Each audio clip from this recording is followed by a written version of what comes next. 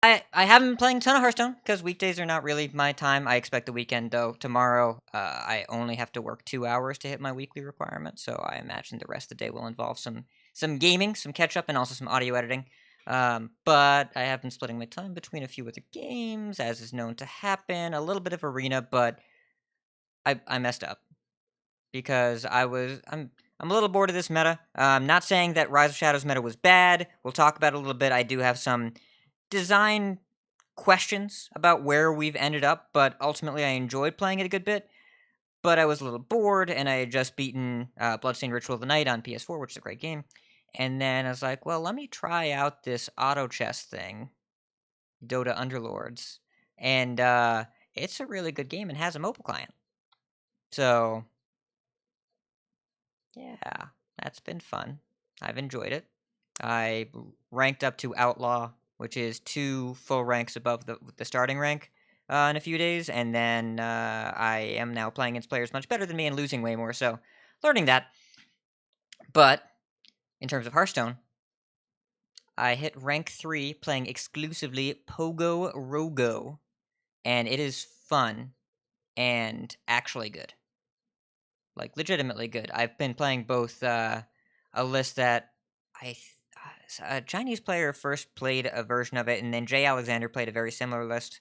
And then Frozen's list that I just found today is also quite good. And the deck's just a tempo deck with a good, like, powerful late game that doesn't revolve around Spirit of the Shark, which I like a lot.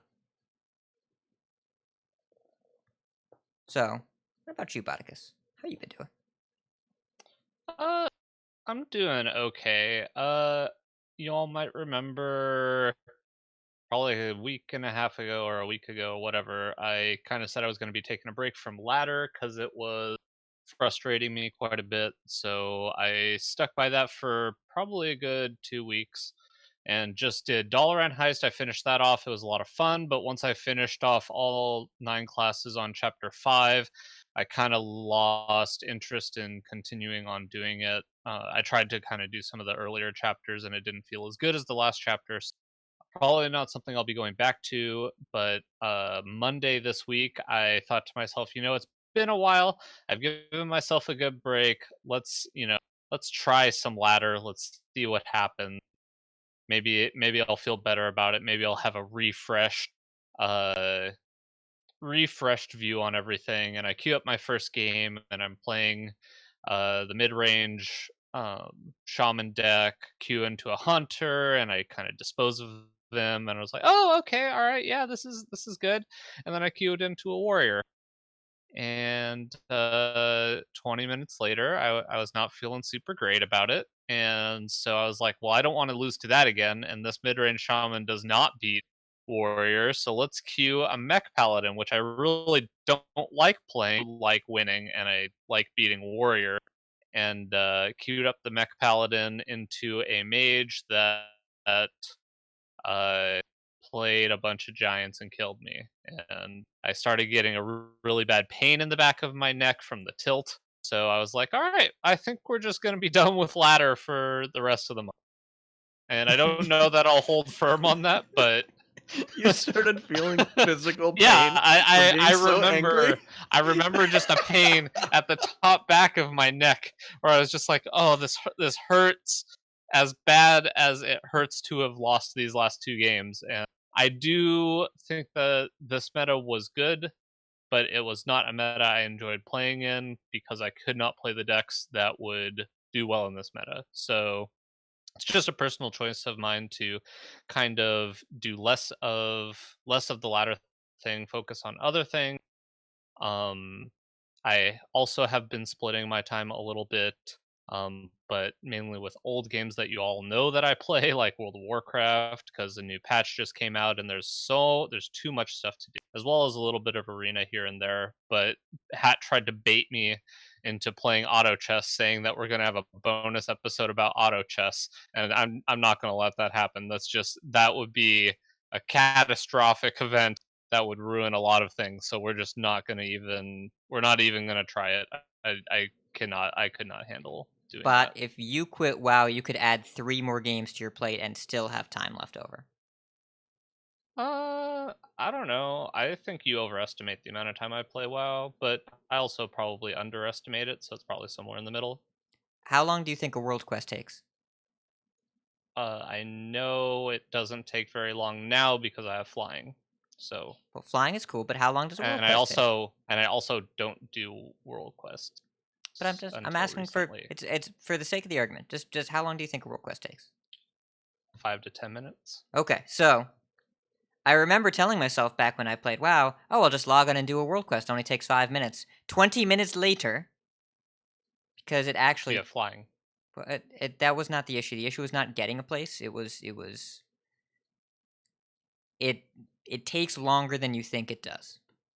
Well, you're doing the wrong world quests. Okay. It's not I'm just saying, get a little chess clock. Like time yourself playing Okay. and just see where you land.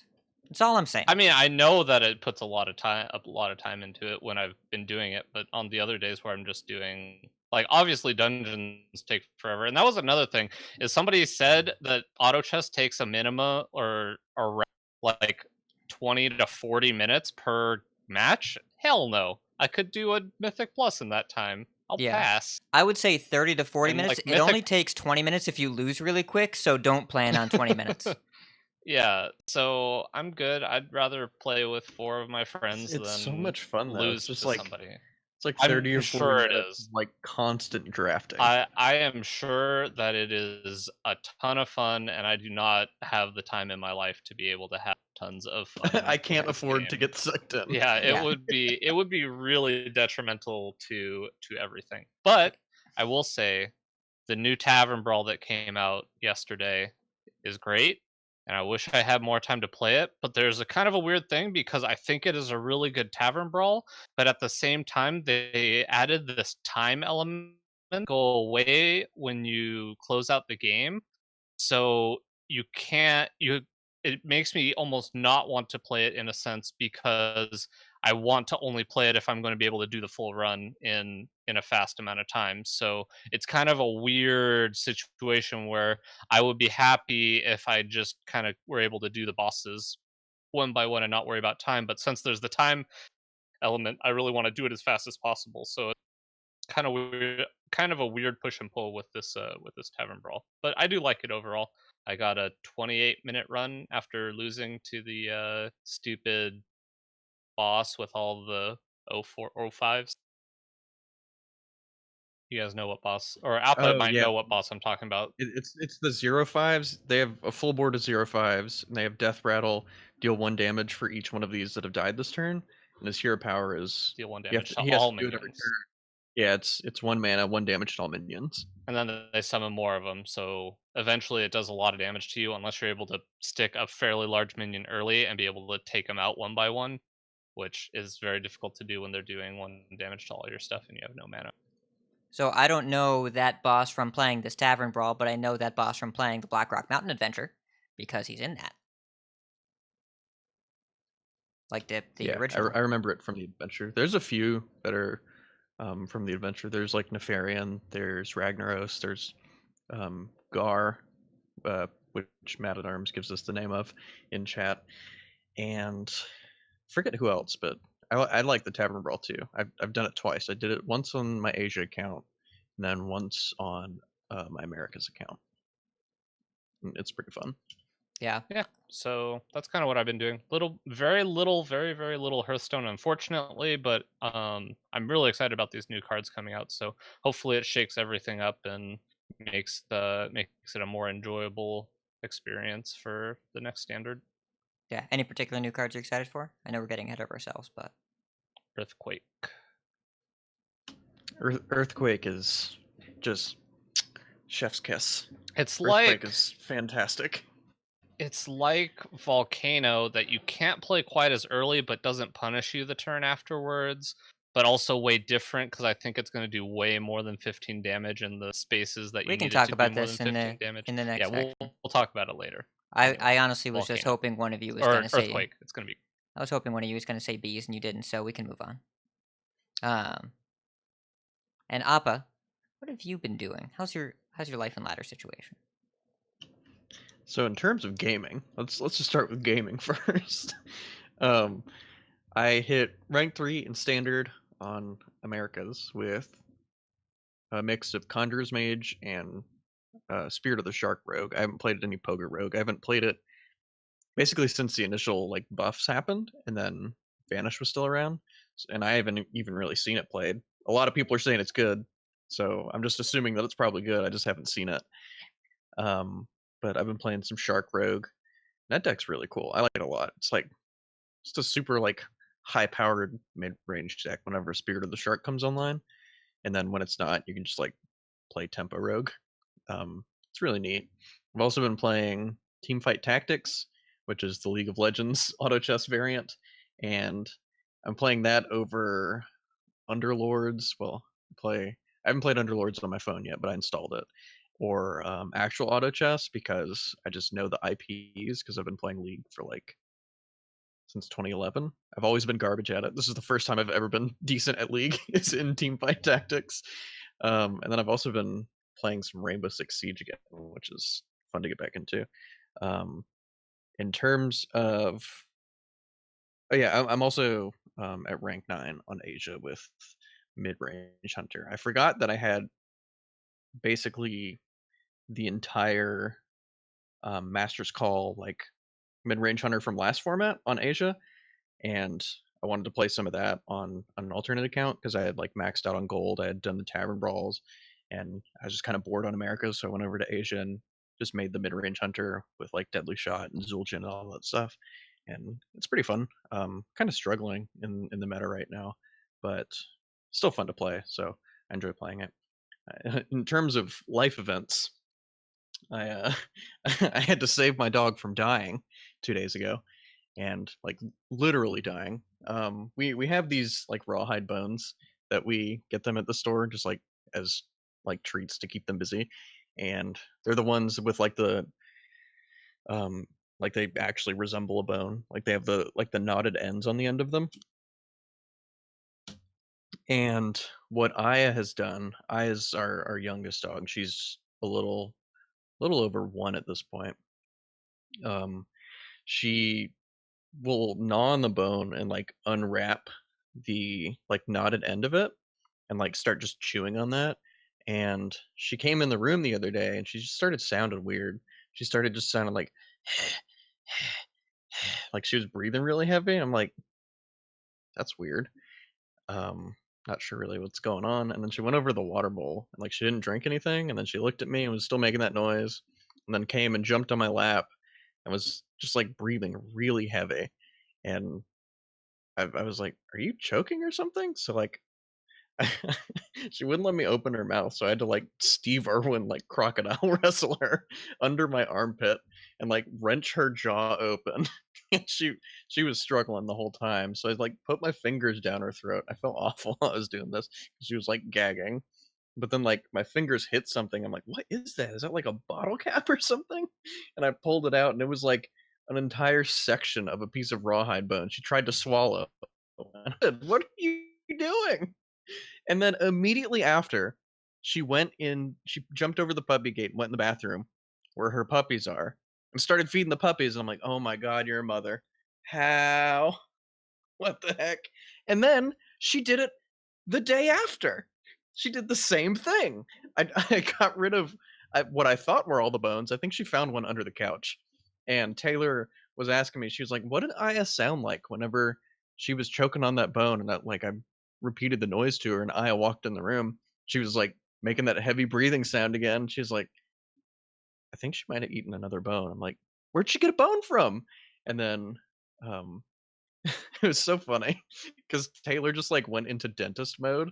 She picked Aya up and she was like, "Open your mouth for me, come on, open." I'm like, you can't do that with her. So I Steve Irwin wrestled her again and got her got her jaw open. Taylor like shined the phone flashlight in there. She's like, "Oh my God, she ate another one." So I had to pull another one out and save her from choking to death on a bone because she tried swallowing it. So that was an adventure 2 days in a row. So she's lost her bone privileges for forever. And I mean, we already talked about the hurricane headed to the maelstrom, but that's beside the point. But that's how past couple days have gone. The most interesting things that happened, really. Well then, glad Puppy's okay. Yeah, she's a doofus. She's also learned how to like. She's learned that she's agile enough to jump on tables and my desk. And we went to McAllister's for lunch earlier today, and I brought home like a soft drink, and I put it on my desk, like on the coaster up here, and literally spent less than 30 seconds in the bathroom, and I heard some commotion outside the door, and I open the door after I'm done, and I come out, and there's just Aya on the desk, and the cup of soft drink on the floor, all spilled, just ice all over the floor. So I had to like steam clean the carpet and stuff. And she's just turning into a cat. She has the spirit of a cat. Well, maybe time to puppy-proof the house more, I guess. I don't know. And we have quite a bit of news here. So let's jump into that because we got some new cards to talk about. Gadgets and Gazette always gets the scoop.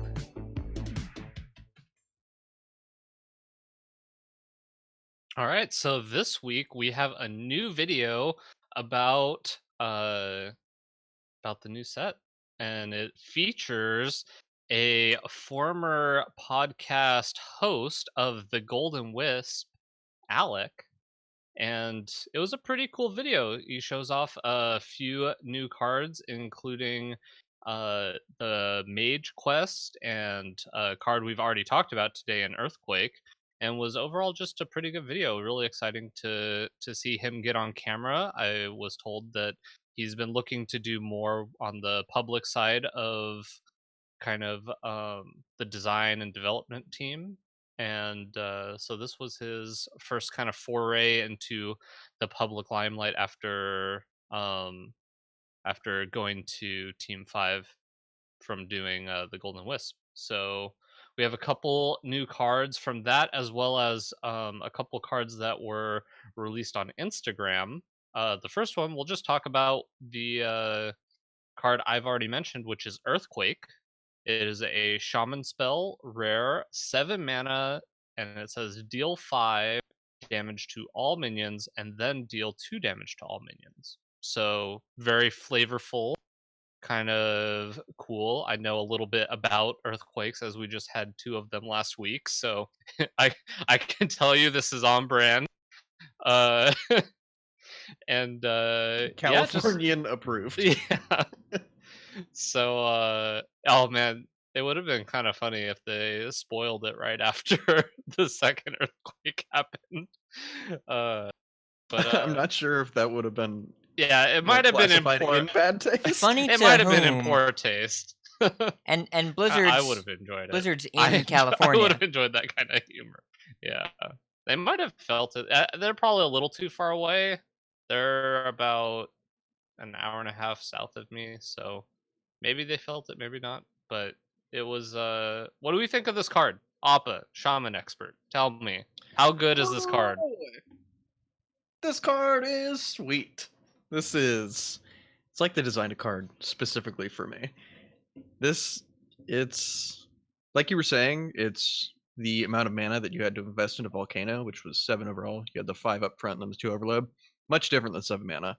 But frequently with Volcano, the problem you ran into was a board full of just chunky minions, like 5 health, 6 health minions, which whenever Volcano was around, one of your worst matchups as a control shaman was Dragon Priest, because it just played like 5/6s, and then it just played a few of those, and then your Volcanoes were dead for the rest of the game. You just couldn't get rid of their stuff.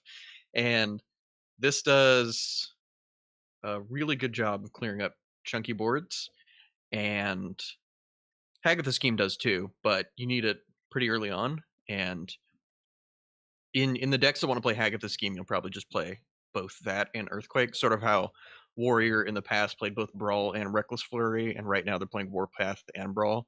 You just probably play 4 AoEs in the Control Shaman deck, and this is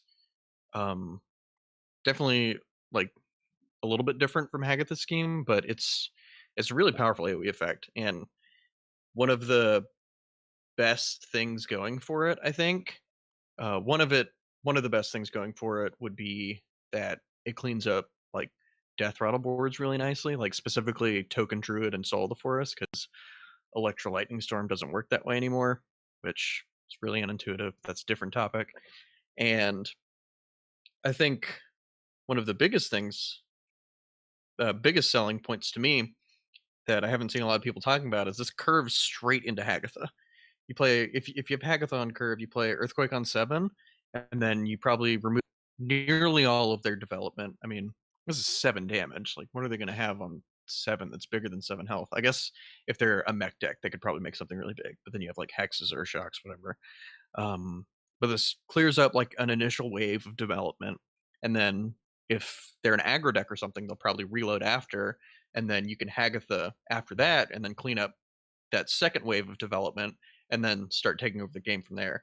So just the 7-8 curve of this into Hagatha seems really powerful for the control shaman decks. But I'm really excited to play with this one. It seems awesome. I love the flavor of it. I love the fact that it's a control shaman spell because I mean it's control shaman. It's sweet, and yeah, I'm excited to see the golden animation of this. I Muck was morphers are gonna have to wait. I was thinking it actually curves really nicely into Walking Fountain Yeah, because that too. you clear the board and then they develop a couple things and you can kill both of them while getting back uh getting back a little bit of life. Um it mainly is just nice to have a board clear where if you draw it late it's not going to be dead, because with Hagatha's scheme, if you don't get to keep it in your opening hand, then and you draw it on turn 5 and you need to clear the board on turn 7, then that might not get there, whereas this is always going to do 7 damage to everything. It's good against things that leave minions behind.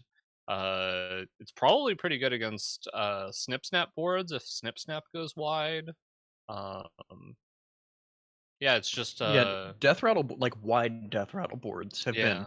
kind of an issue for shaman for a while. Like one or two big death rattle things, you can like hex one and sort of figure out a way to deal with the other, or like hex both, or if you're playing Sentimo, you could double hex. But if there's just like big wide boards with a bunch of little death rattles sprinkled in, it just gets really, really hard to clean up efficiently. And this does a good job of that. It is a little awkward though against Conjurer's Mage without Electra because it deals 7 and all of their minions have, so you're a little sad about that. But um yeah, I like this card a lot. I'm excited to see where it lands. What do you think, Kat? I think there are metas where you take the current, like the 30 legal cards today for Control Shaman, and you put in 2 Earthquakes over something, and you bring that deck to like 3 or 4 different metas that existed in the past that I can think of, and that deck is like tier 1. There are, if my opponent was playing even Paladin, would love to play current version of Control Shaman. Ooh, that would be so sweet. Like, oh man, 4 mana Call to Arms, yeah, that's good, but Hagatha scheme into Earthquake into Walking Fountain into Hagatha herself, like that game would not. The game would be over. The game would be done. Any meta where people were playing mid range, I'd want to be playing the current version of Control Shaman because I think the current version of Control Shaman probably beats mid range. But I don't think we're going to talk a good bit later about the current format. I don't think the current format is about big flame strikes. I don't think the current format is about big board clears. Not in this way. But there are directions the format could go where this card is good against them. And at least we're making it more likely that that's going to happen. So I like that we're heading there. I like that's the direction that we're going in. But I hope that this card is relevant. Because I wouldn't play this today for reasons that have nothing to do with this card's power level. Yeah, I think I agree with that. But I'm also interested in hearing your thoughts on this next card as a fellow who's played quite a bit of Zoo Warlock in the past. Not that this necessarily goes in that, but the card is Imp Balming. It's a Warlock spell, rare, 4 mana that says destroy a minion, shuffle 3 worthless imps into your deck. And I got into a bit of a trap with this last set with the Walk the Plank, or it might have been 2 sets ago. I think Walk the Plank was 2 sets ago. Yeah, that was Rumble. And I thought that card was going to be quite good in Rogue, and that was kind of ended up not being very good. You would sometimes take it off of the lackey, but and it kind of saw play in some main decks, but never really in big numbers. And then this just seems like a worse version of that, but it's in Warlock, so I don't know. But if the worthless imps played themselves when you drew them, I'd feel much better about this. But Yes, as if far this as I was know, Implosion, I too would like it. no, I mean like when you drew them, kind of like they have the Cast when drawn? Yeah, cast when Yeah. drawn, the 1/1 cast when drawn. That would be better, obviously. Yes. But Yes, it would. this takes up a draw step, and draw steps are pretty important. So, what do you think about this card, Hat? So this card has prompted more emotions than any other card that I've seen revealed so far in the set. Because some people are like, this card is great and the drawback isn't that bad, and other people are like, this card is terrible, the effect isn't even that good, and also the drawback is terrible. And I think this card is aggressively medium and also irrelevant in this format. So there are a few things I want to make sure that are clear. First of all, this card says 4 mana, destroy a minion, shuffle 3 bombs in your deck. But when the bomb blows up, it destroys a card, not destroys a 5 points of your life total. So think of it as, if you play this on turn 4 going first, think of it as you have a 12% chance to skip your next draw, and that number increases every turn. 12%. Right? Seems like a small number. That means a little bit more than 1 out of every 10 turns you just don't draw a card. Because I think we can say 1 mana, 1/1 is just, it's not a card. You're effectively downgrading what you would have drawn. And it's very important to recognize over time the impact that has on your ability to compete with the game. Now, if you're playing fatigue matchup, that's actually good for you sometimes, because you'd rather just not draw a card, period, than draw a card sometimes, so this just adds 3 cards to your deck.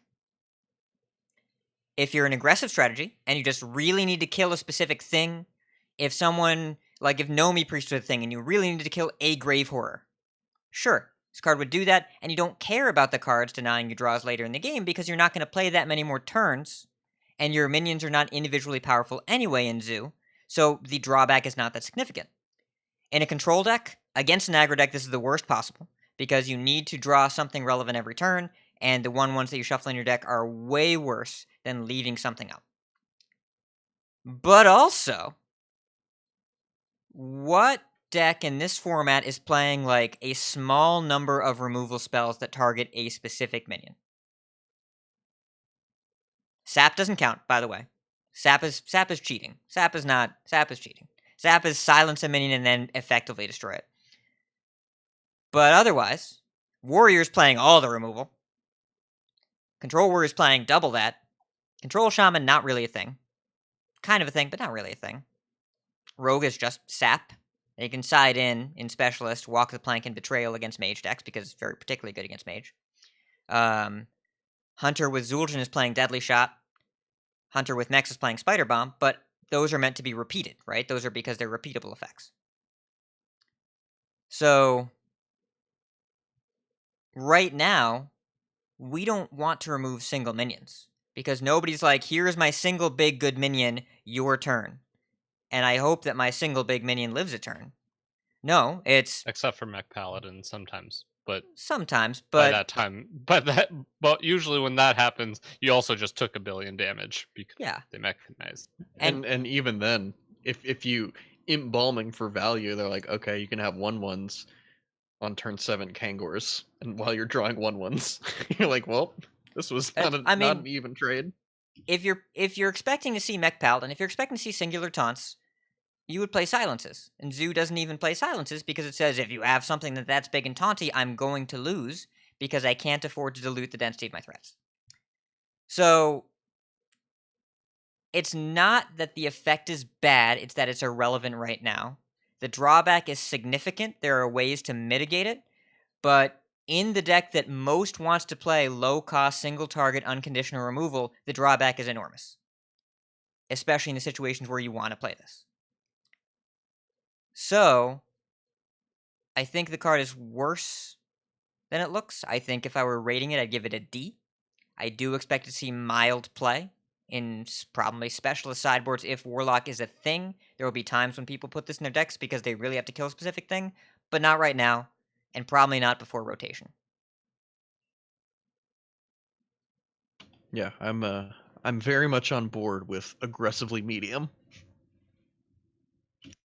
And I agree too. I just thought so. I just want to say, like, obviously, this is not what the card does when it says shuffle 3 worthless into your deck. But anytime you're shuffling stuff into your deck lately, whenever you're shuffling minions into your deck, it usually plays them when you draw them. So I don't think it was an unreasonable conclusion to come to that potentially you shuffle these 3 worthless imps into your deck and it plays them when you draw them, which would be a much different card and would go up quite a bit. But then they would have worth, right? It's free 1/1, so they're worthful imps, worthy imps. That they would. So the next card we have is called Raid the Sky Temple. It's the Mage legendary spell Quest, 1 mana. The quest is to cast 10 spells, and the reward transforms your hero power into 2 mana. Add a random mage spell to your hand, and it costs 2 less. All right, I really want to know what you guys think about this card because I think this card's pretty interesting, and kind of a departure from what they said they were going to do with cards that replace hero powers, but not in a way that I think is necessarily terrible. So, what do you think, Appa? I don't know. It looks sweet. Conjurer's Mage is the best way to play Mage by a significant margin. And I'm not sure this goes in there. Probably doesn't. It might. Might be good enough to put in there, but I don't think I see it right now. So I don't know. It looks sweet, but Conjurer's Calling is super broken. So this might be in Conjurer's Shadow for a while, unless it sees play in the deck, which I don't really expect. What about you, Hat? What do you think? All right, so contextually, is doing this better than playing the exact current version of Conjurer's Mage? Probably not. Is this really interesting and probably also a deck? Yes. Yes, I think it is. You still have the bomb problem where Conjurer's Mage, or Cyclone Mage, solves the problem of if this game goes too long, bombs literally blow up my face by saying, okay, I'm going to make a bunch of 8/8s really fast. And that's a good way to beat it. That's a good way to beat that problem. This mage deck, the one that's going to play the quest, I don't think has that. Even though I do think this is somewhat trivially easy to complete in the Magic Trick Ray of Frost world that we live in. It's not hard to get this quest complete. Probably by turn 10, almost every game, if not sooner. Probably way sooner, honestly. I don't think that it's the thing to do right now with what we know, but we don't know a lot, and new cards are context dependent, and everything is all about wait and see what happens. Wait and see. Make sure you know all the context. But if you're in a situation where you're a mage deck, and you're worried about running out of value for any reason, this is not truly infinite value, but it's a lot of value. I also don't. That's what I was. That was what I was going to bring up. Is that this card is kind of infinite value, but it's not nearly as much as say Hagatha, and it probably is not quite as much as Doctor Boom. Doctor Boom doesn't really. I mean, Doctor Boom's problem is the rush thing, but Doctor Boom also creates value over time, and so I mean, kind of the question I was thinking to myself is, in Cyclone Mage, would I ever want to replace my deal 1 damage hero power with get a random mage spell. Is that a huge upgrade? I think it is. I think it's a gigantic upgrade. Yeah. And I don't know that you necessarily want to be down a card to be able to do that in the late game, because obviously you like to be able to ping in the early game because it keeps the board clear. But once you get to the later stages of the game, that ping is not as valuable, and having a card like this, I think, is potentially quite powerful and quite good. So if you can reliably get this going on turn 7, 8, 9, then maybe it's worth it. But I don't know. I think it's very interesting. I like the card a lot. Yeah, like, and that's the other side of the argument. How much are you really losing from your main game plan by including this? If you just took out one card, the worst card in your deck, one card, or the card that is least synergistic, you take out the Frostbolt, which a lot of us are playing one Frostbolt, or you take out the Weapon Destruction card, or even the Zilliax. Take out one card, and you put this in. If you play this on turn 1, yes, you are less likely to curve into Mountain Giant, but has Cyclone Mage ever had a problem with getting up to 9 cards in hand on turn 5 with the coin, or 9 cards in hand on turn 6? Because that's when you want to go Mountain Giant, Conjurer's Calling. You're very rarely just playing a single Mountain Giant and passing the turn. Really, really rarely. It doesn't come up that often on like turn 4. Because it's vulnerable to a lot of stuff, and you need to calling it. And if you are playing it, then you might be impacting the odds of that a little bit. But Cyclone Mage is not about playing a giant, it's about playing a bunch of giants. And I think there is value in trying it out, if nothing else, to see if having this effect for multiple turns late game is better than the small but significant impact you have to the speed with which you can play a single mountain giant. I wouldn't be surprised if it was worth the compromise.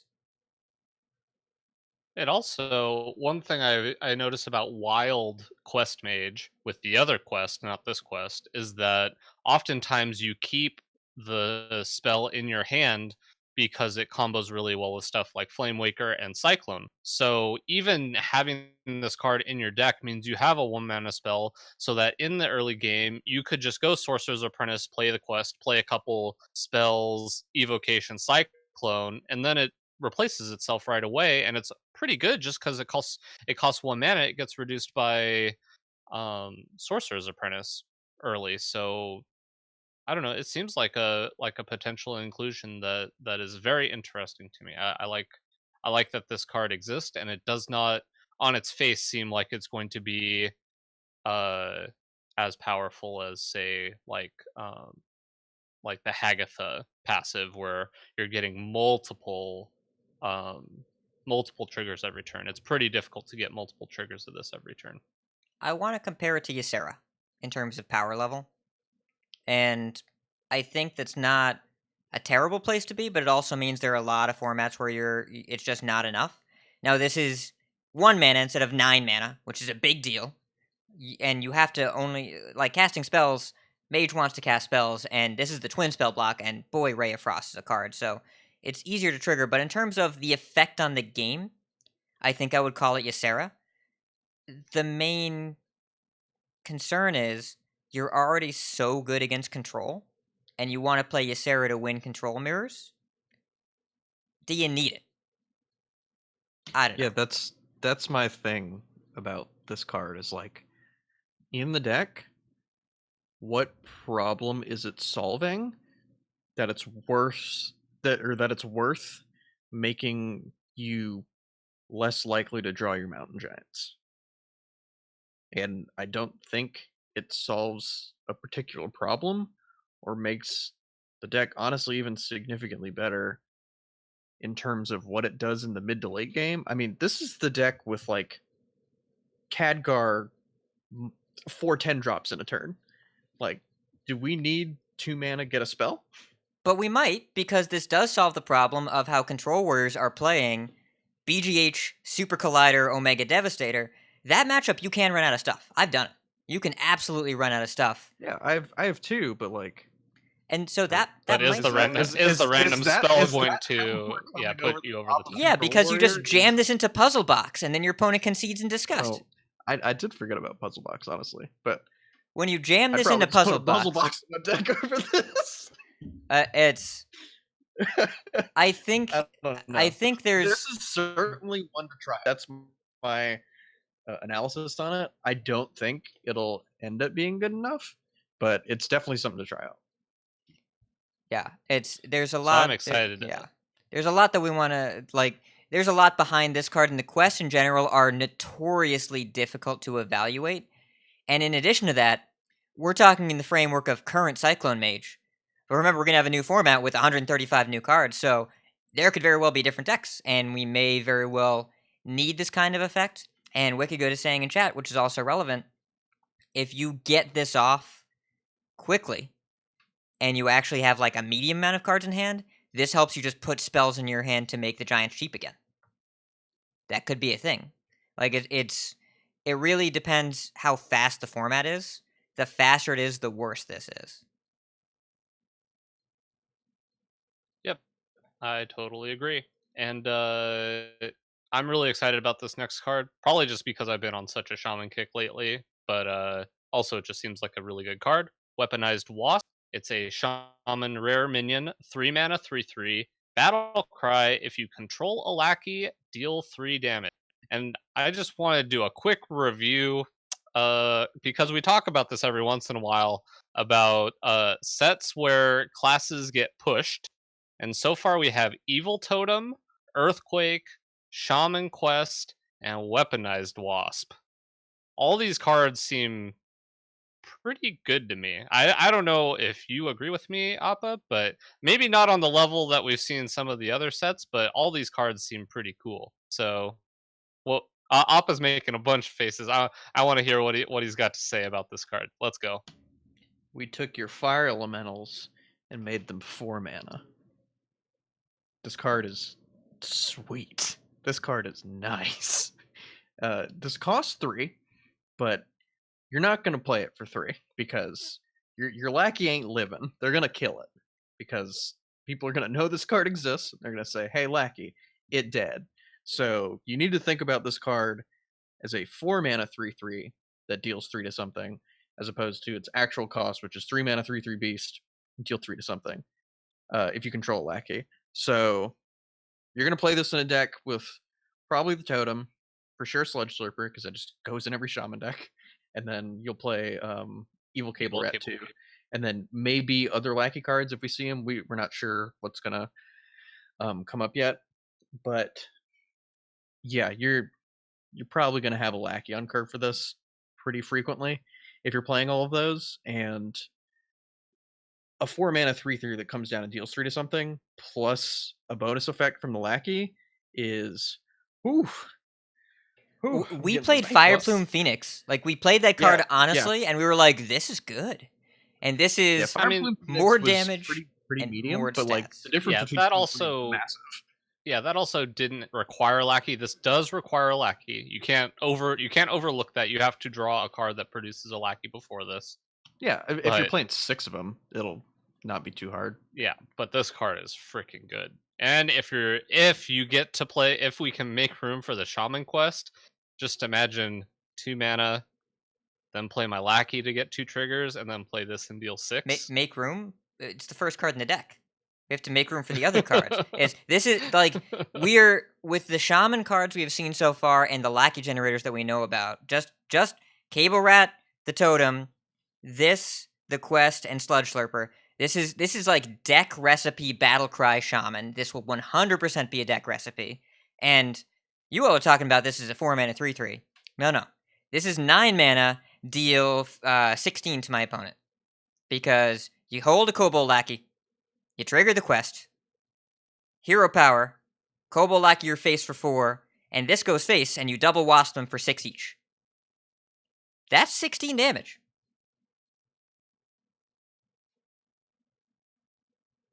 That's a lot of damage.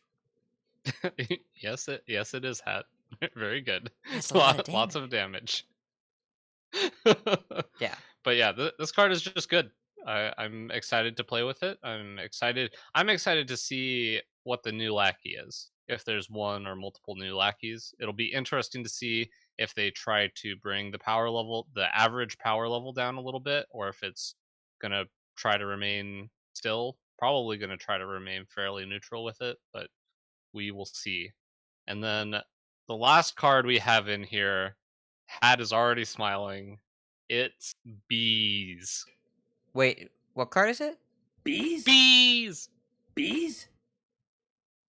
Oh, no, not the bees! Not the bees! I have so many bee clips. So what's this card, Botticus? Can you read it for us? Can you tell Okay. us what it is? It's a druid common spell, 3 mana. Choose a minion, summon 4 1/1 bees that attack it. And it has already been answered.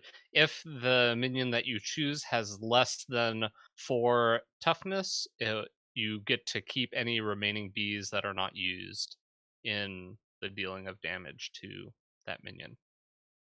So I don't know. This is a sweet card. I don't know how good it is, but it's sweet. There's so much going on with it.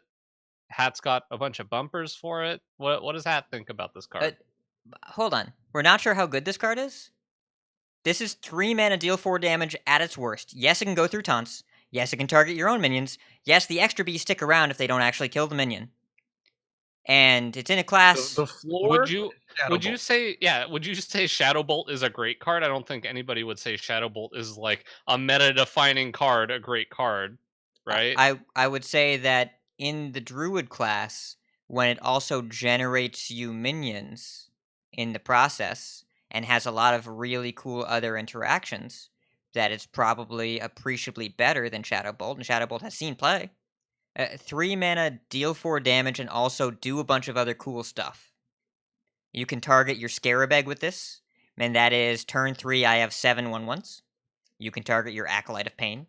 You can have a Cult Master in play. I'm ready to do 3 things with this. 1, sting my Acolyte of Pain a bunch and make a bee for 6 mana.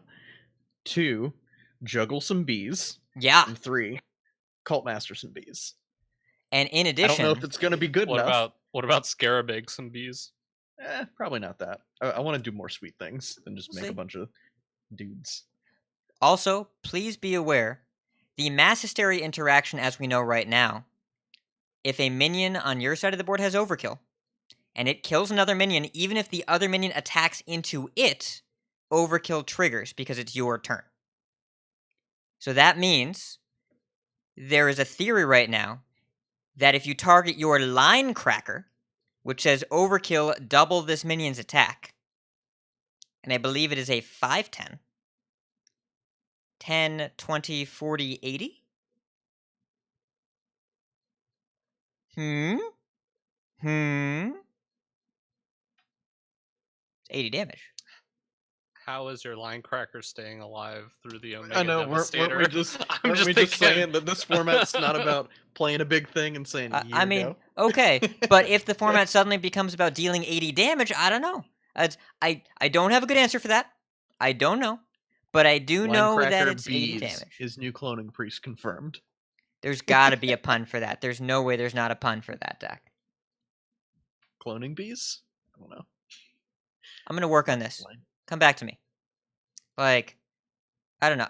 Thinking of puns. How hard can it be? You actually do have so many bee clips. I have quite a few. Xerix cloning Galar bees? No. Alright, we tried. Hold on a second. That's for you, Botticus.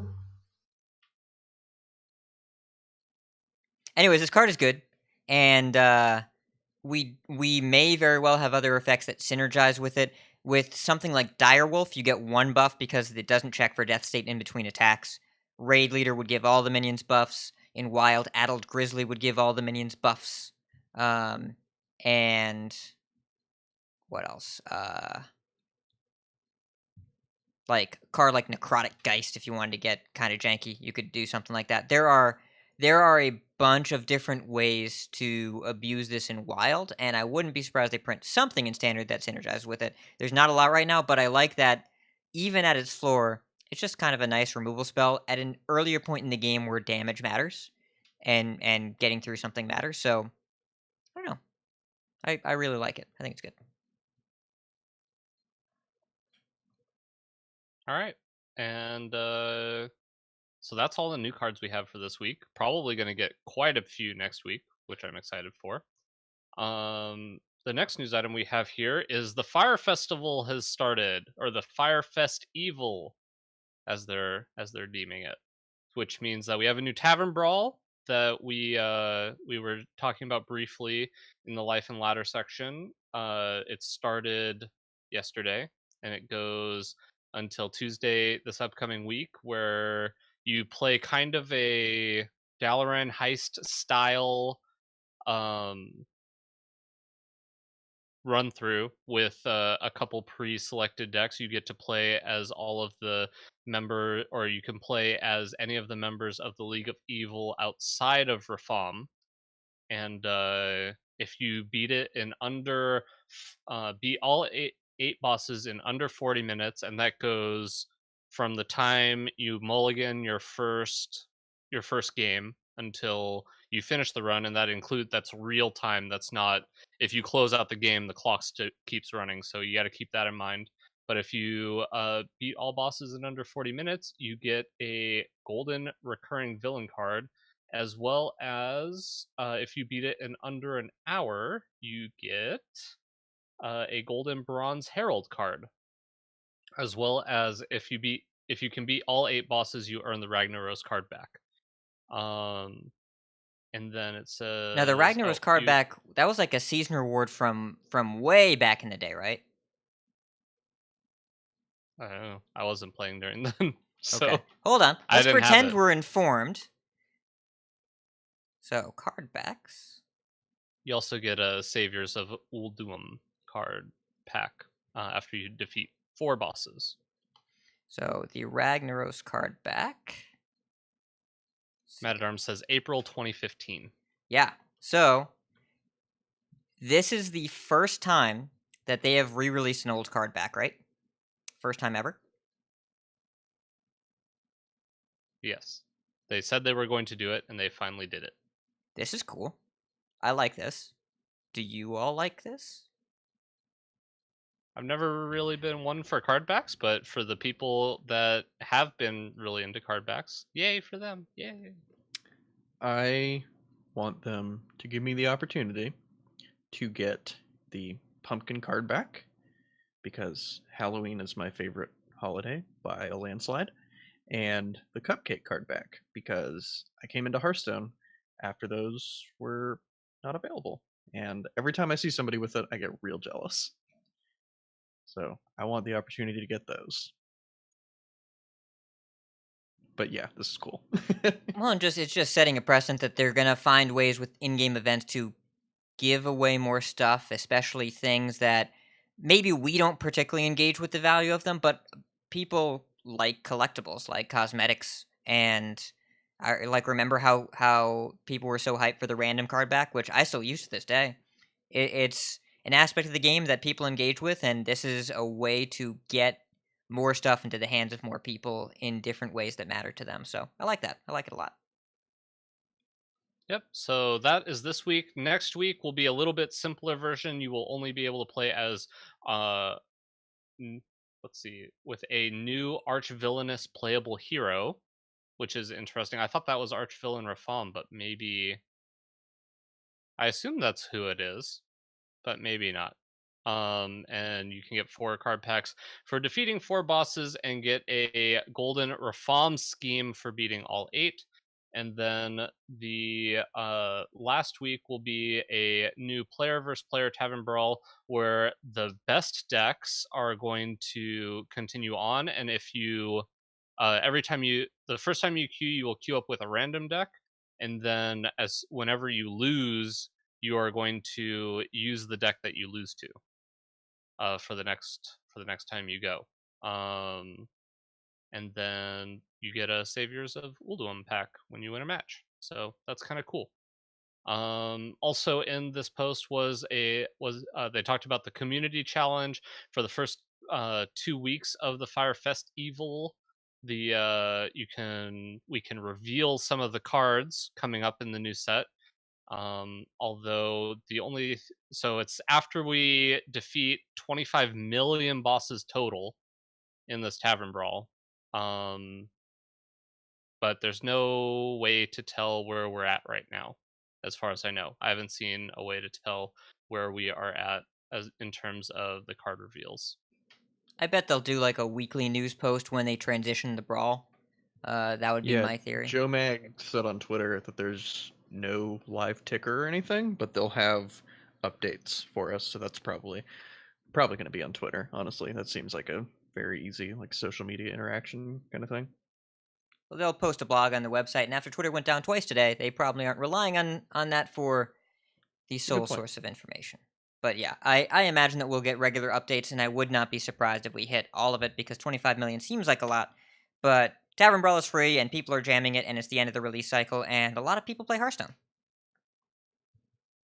Yeah, so I expect to hit that. I kind of assumed that they were going to reveal them as soon as we got the percentages. Like whenever we got to 25%, they would reveal the card, and then we got to 50%, but maybe not. You can also contribute to this by going to a fireside gathering between yesterday and the 31st. And they have a special tavern brawl there, a fireside tavern brawl where you can try to kill Ragnaros that has 15,000 health, and if you succeed, it adds 500 bosses. It counts toward as if we killed 500 bosses by beating Ragnaros at the tavern brawl or the fireside gathering. And I assume not each player has to deal 15,000 damage, but the whole group of people. Yeah, the whole group of people at that fireside. Okay. That sounds fun. And then this whole time we'll be getting legendary quests, which if you haven't already, make sure your quest log is clear, because these automatically replace over normal quests. So hopefully you all did that, and they reward a lot of gold, which is good because we have a new set coming out and you're going to need gold to buy packs. So good on them for that. And the thing I did notice, the great part about this whole thing is I usually don't read the comments, but I ventured down into the comments, and a large amount of positive comments, which is very unlike most of the posts I see on the Play Hearthstone website. So I think they really did something great with this event. I think this event is a big hit among a lot of people, and people are liking it. You ventured into dangerous territory there, my friend. Yeah, there was another one I looked at later that the comments did not start out well, so I did not continue on. Yeah, these quests are really cool because they're getting me closer to, I think, the fourth wing of Dalaran Heist, which I'm getting close to.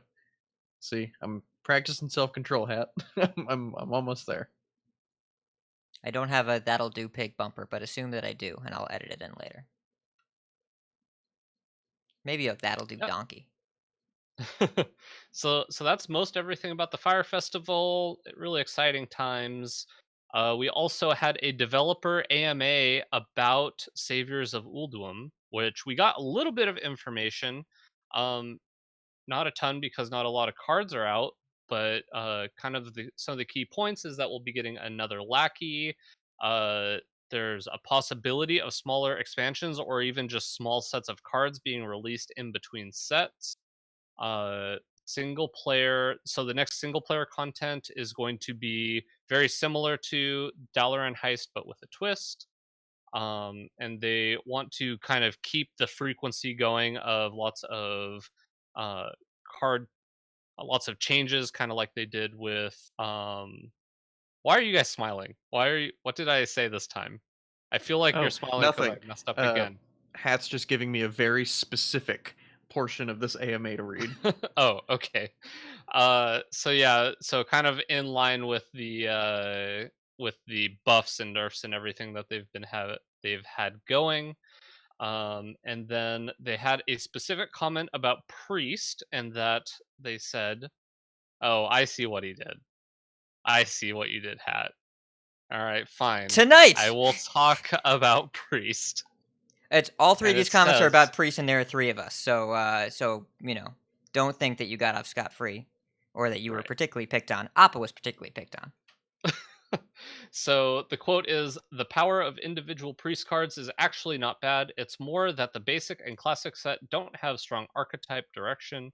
We like leaning into high minion health so priests can take advantage of their healing potential, but might have to address cards like Divine Spirit in order to realize that goal. Priest archetypes isn't a totally solved question at this point, but we hope there are some fun decks on the horizon, and priest players will be excited with some of the Uldum cards being revealed over the next month or so." Are we glad they're aware, or are we concerned that they're aware and haven't made larger changes? Or other? I'm glad they're aware. It seems like they're saying that Divine Space is a divine space.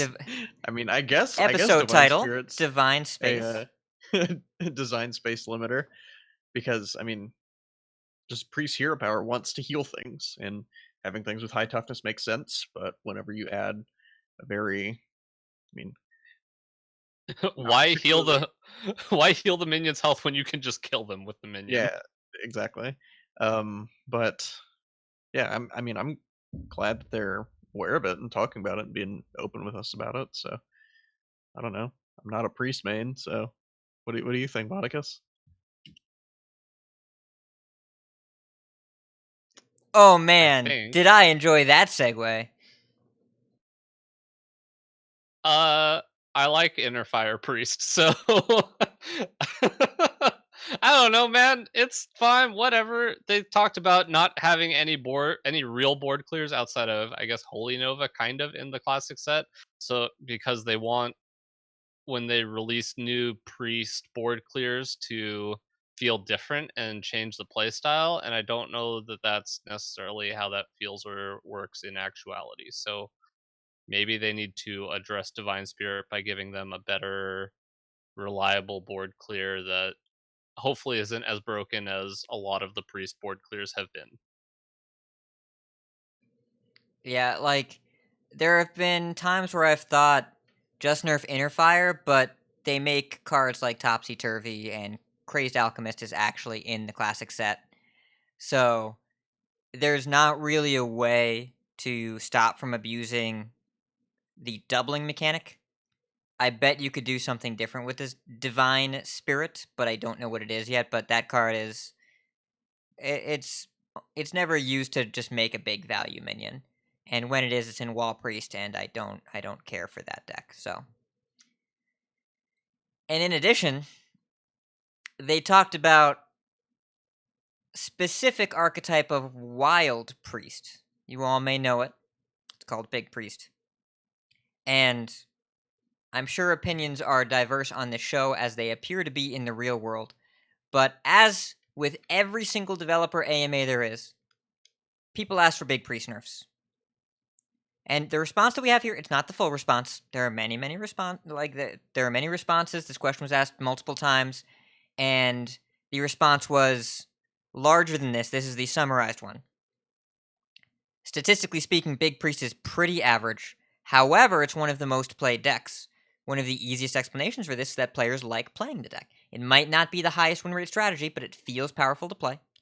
We would never argue that Big Priest is something that everyone loves, but I think it's pretty hard to argue that no one likes playing it. If that were true, then it would fall closer in line with other decks that have a similar win rate, cost to craft, or style of play.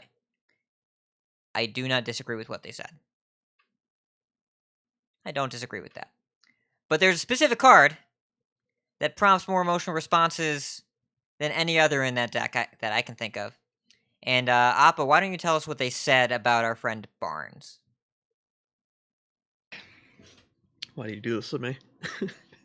So this is I think XR responded to a specific question, but he said Barnes comes up as a topic of conversation a lot, and it's something we've been looking at a little closer in the last week or so as Saviors of Uldum gets closer and closer to release. There have been so many cards released that fall into the Resurrect Priest archetype that I think we could make a change to Barnes without making it feel like that deck is unable to function. We don't have any changes planned on or before the release of Saviors of Uldum, though we'll revisit this topic once the expansion releases and we have a better idea of what Wild looks like like post Uldum. That's the light at the end of the tunnel. That's what this is. That second part of the paragraph, does that not give you hope? No. But They've it's- said this for months now. But like for them to specifically come up with the language that there have been so many cards that fall into the archetype that we could make a change to Barnes without making it feel like the deck is unable to function. Do you ever say that if you're not like breadcrumbing? You ever say that if you're not drawing people to that conclusion? I don't know. I'm I'm not really holding out hope that they nerf Big Priest. They seem to have a very hard stance on people like playing it. Well, I Deal don't with it, think they'll nerf sort Big of. Priest. It's just they'll Huh? nerf Barnes. They won't nerf Big Priest. They'll Yeah. just nerf Barnes. I mean, yeah, even without Barnes, like Big Priest is still good, but that's different topic. Um, I think a lot of the frustration from playing against Big Priest is actually just Barnes early on, from like on turn 3 with the coin or on turn 4. If it hits something good and you have Resurrects to back it up, it feels really hopeless. So I mean, even though like Big Priest statistically is fine, I'm not arguing that at all. Like the deck's pretty medium and wild in terms of win rate. Like it's good, it's powerful, it gives you free wins, but the games with Barnes and the games without Barnes just feel so drastically different to play against that it would make sense for them to just hit Barnes and just be like, all right, the feels bad thing for the most part it's gone. Like you still have Shadow Essence, which feels bad. That's on 6 and wild. That's pretty late at this point. So, I mean, yeah, I mean, yeah, you're right. I think you're right here with it makes sense that they were breadcrumbing, and it brings me back to my tinfoil hat conspiracy that I had in one of the bonus episodes, that they're releasing Katrina and Mass Res to make Big Priest better so they can actually hit something in it. But that's mostly a meme. But I mean, it would make sense for them to like breadcrumb here and be like, all right, you have Katrina and like Mass Res. We have all these resurrect effects. Let's just get rid of the thing that feels bad. Like really changes how the deck functions, because it's like the Prince Keleseth, the Big Priest. You know how in Prince Keleseth decks, whenever you played that on 2, your win rate went up just a crazy amount, and that's kind of how it functions in Barnes, in Big Priest with Barnes. So Yeah, I might even compare it to the Finley on 1 in Pirate Warrior Aggro Shaman, and you get Life Tap or Steady Shot. I think it's more transformative than Keleseth Yeah. on 2. Because Keleseth That's on 2, like, your minions were better, but Finley on 1 where you got Life Tap or Steady Shot. it changed. You had in that deck, you had bad matchups, and if you had Finley on 1 and got the right hero power, the bad matchup just wasn't anymore. Yeah. Man, that card was dumb. Anyways, I think we've got 2 more topics, Botticus. We gotta make sure we Yep. get to feelings time, so let's get there. Okay, so the last 2 topics are that Grandmaster Season 1 playoffs are coming, and if you decide to watch it on Twitch, you can get 2 free packs. Wait, 2 plus 2 or more free packs, it looks like. Just by watching, because they have Twitch drops enabled. So we have a link to that if you are interested in watching that. Yeah. I just keep going back to the bonus what was it, the bonus episode where I was like, hey, Grandmasters is like fine, and then I remembered last time that they did something involving Grandmasters where they were giving away packs for free, and I just didn't tune into it. So yeah, if you're into watching Hearthstone tournament coverage, then you can get some free packs for watching, which is cool. I like that. They're gonna And reveal some new then- cards. Yeah, so you should probably watch it or tune into our Discord where we will post the cards right away, and then you can just see them there. And the last news item is that Worlds is coming to BlizzCon, and so it's the return of Worlds to BlizzCon. However, Worlds is a little different than before. The Worlds competitors are being chosen from Grandmasters. So the finals is going to include 3 players from season 1, one advancing from Americas, Asia Pacific, and Europe, and then season 2, Americas, Asia Pacific, and Europe, and 2 players from the China Gold Series, which I don't know that we have a ton of information about right now, but that is what they always used to use to qualify for Worlds before. So, yeah, this was the one where I started looking at the comments and it didn't get pretty. It was this was not a great announcement.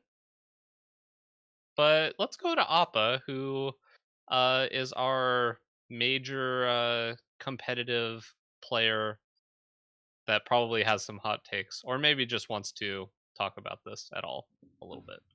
So I was gonna write something down, like to read, just like kind of just like from the heart about this, but I figured like reading, like writing something down, just reading it word for word would just feel like just too forced. But I did want to take like significant time to like really process this and think about it, because this announcement was like uh just as a competitor, like whenever I started playing Hearthstone, it was um it it was at first just for fun, and then I really started getting into it, and just me and my competitive nature from that's gone like throughout gaming. It's like from Halo to like League, even though I was bad at that, to Magic, to Hearthstone, to pretty much whatever I play, and like even sports when I was younger. I just wanted to be like the best that I could be, and I've always, in everything that I've done, I've always had that goal at the end of the tunnel that I've tried like striving for. And for Hearthstone, after I started getting into it, I've never cared about being rank 1 legend for like Twitter clout or like popularity, or to be more popular amongst like competitive players or anything. I grinded ladder like when I had to for points. Usually just didn't get finishes because I mean just other external reasons, but that's beside the point. I never cared about money from tournaments. I've won a minor tournament and a top 16 playoffs once. I made about $4,500 from the game, and it's not a significant amount, but the money's like never been a thing to me. I've never really wanted to grind Hearthstone for the money. I've never looked at it as like something I can like make money off of. I've wanted to play it to be the best that I could, and to potentially even be the best. And whenever I was really grinding, and whenever I got to playoffs, and that's pretty much whenever I was playing the best Hearthstone I've ever played, honestly. Was that year whenever I went to playoffs, and my goal that year was to get to Worlds, and I was only able to get to playoffs through Tavern Hero because I didn't have ladder finishes and I didn't accumulate enough points, and that was really my one shot, and that's what I wanted there. Like I didn't even realize I'd top 16 the event until I was like out the door from the venue, because I just didn't care, because I had missed my goal of top 8ing, which would have given me a shot at Worlds. But this was that's been my end goal since I've started playing Hearthstone, whether I talk about it or not. That's been my personal goal. Whenever I compete and like actually try, is I want to get to Worlds. I want to play on the biggest stage possible, and I want to show that I can be one of the best players in the world. Whether that's realistic or not, like at different points in time, it's not, because I'm just not playing very well. At some points, I think it could be if I put in a lot of practice and a bunch of other stuff. But with this announcement, like that dream's dead, and that was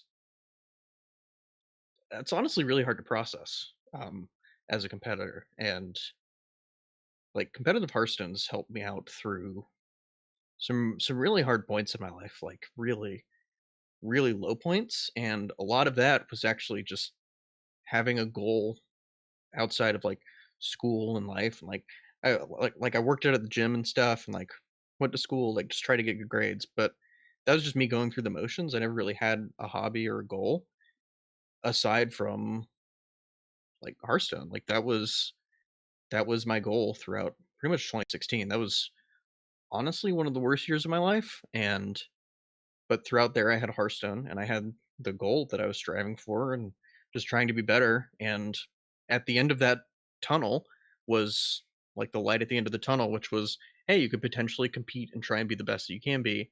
And the announcement that now it's just close off to Grandmasters, and we're not even relegating Grandmasters in the first season. So everybody else is screwed. That's not a Grandmaster. It is it's really hard to process, and I hope they move away from that in the future. But if they don't, my time as a competitive player will probably be over until that changes, because like I said, I'm not in it for the money. I'm not in it for like popularity or whatever. I just want to play the best that I can and compete against the best players in the world. And like, sure, you can do that at Masters tours, but like, that's not. I don't want to like be a person who goes to a Masters tour and does well, and then that's it. Like, I want to be on the biggest stage possible and beat the best players in the world. Like, that's what I play the game for whenever I'm competing, and I don't have that opportunity anymore with this.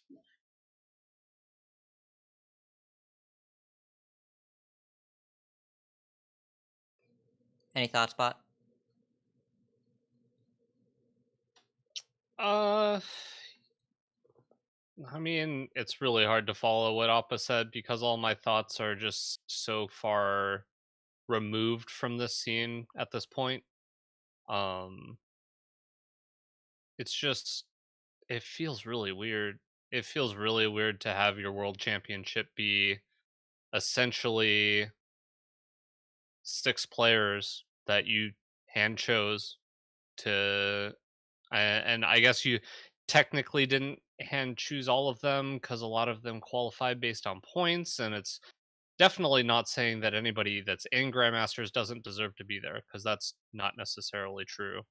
But it's just you came up with this system that chose people and just said these are the people that we are going to have at Worlds, and there's no way for anybody that's outside the system to into get into Worlds.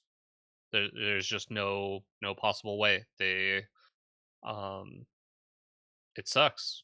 I don't know what to say other than it just doesn't leave a good taste in my mouth. And the world champion of this doesn't feel like, well, I don't think we'll feel like previous world champions, where all of our world champions had, you can see that they really fought to get there. They played in so many tournaments, they qualified, they won these big events and did well in these big events and really felt like they earned their spot there. Whereas I don't even know what the stand. I think the only standing I actually know from Grandmasters is Dog is winning and probably not liking his time in Grandmasters. As the last thing I saw is Dog is far away on top and probably couldn't care less about Grandmasters outside of doing his match every week, his 2 matches every week. He actively said he was probably going to quit because he can't stream, period, but because of his contract while Grandmasters is live for his region. Like, while any Grandmasters America match is going, he can't stream. And he really likes streaming, and he wants to stream, and he also makes more money streaming than he does by being a Grandmaster. So A lot more, I'm sure. Like a lot yeah, I mean, more, I'm sure. I don't know the economics of it, but also yes. And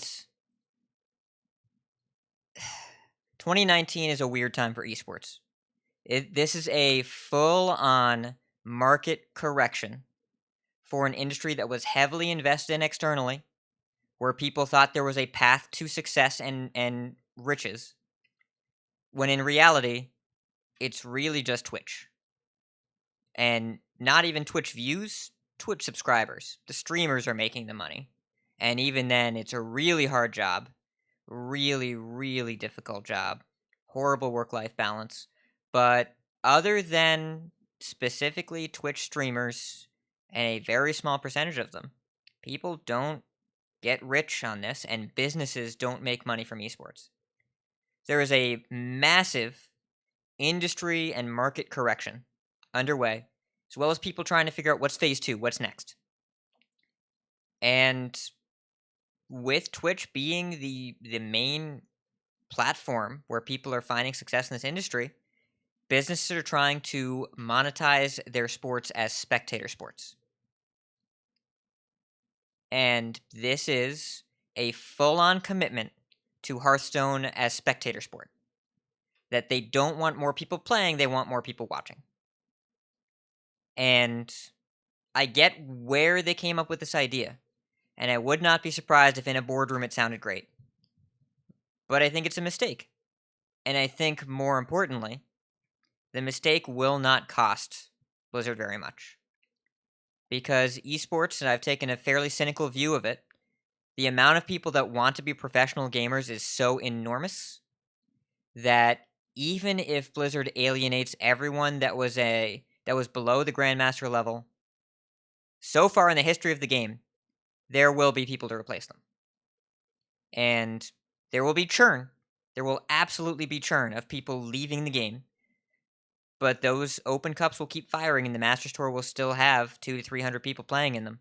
Because 200 to 300 people playing is such a tiny, tiny percentage of the entire Hearthstone playing audience that it's unlikely that they will majorly see financial impact from this decision. But I expect that they will get lower engagement from their invested players, and they will be causing a good amount of churn. Don't know if that's consequential, but I do know that for everyone that was involved in the system, this announcement feels pretty disheartening. Really disheartening. If you were number 33, or if you were number 49 in Grandmasters, and then you get to see that they invite from a list of the top 48, pretty crappy. I do like that there's Hearthstone that matters at BlizzCon. I do really, really like that. And it will be, if I were going, I would watch probably all of this. I would watch more Grandmasters at BlizzCon than I probably have total for so far in Season 1. Like, it would just be all day. Because it's watching high-stakes Hearthstone in person is awesome. Super great. Yeah, I actually agree with that a lot. Whenever Taylor and I went to BlizzCon, the first year I went was 2 years ago.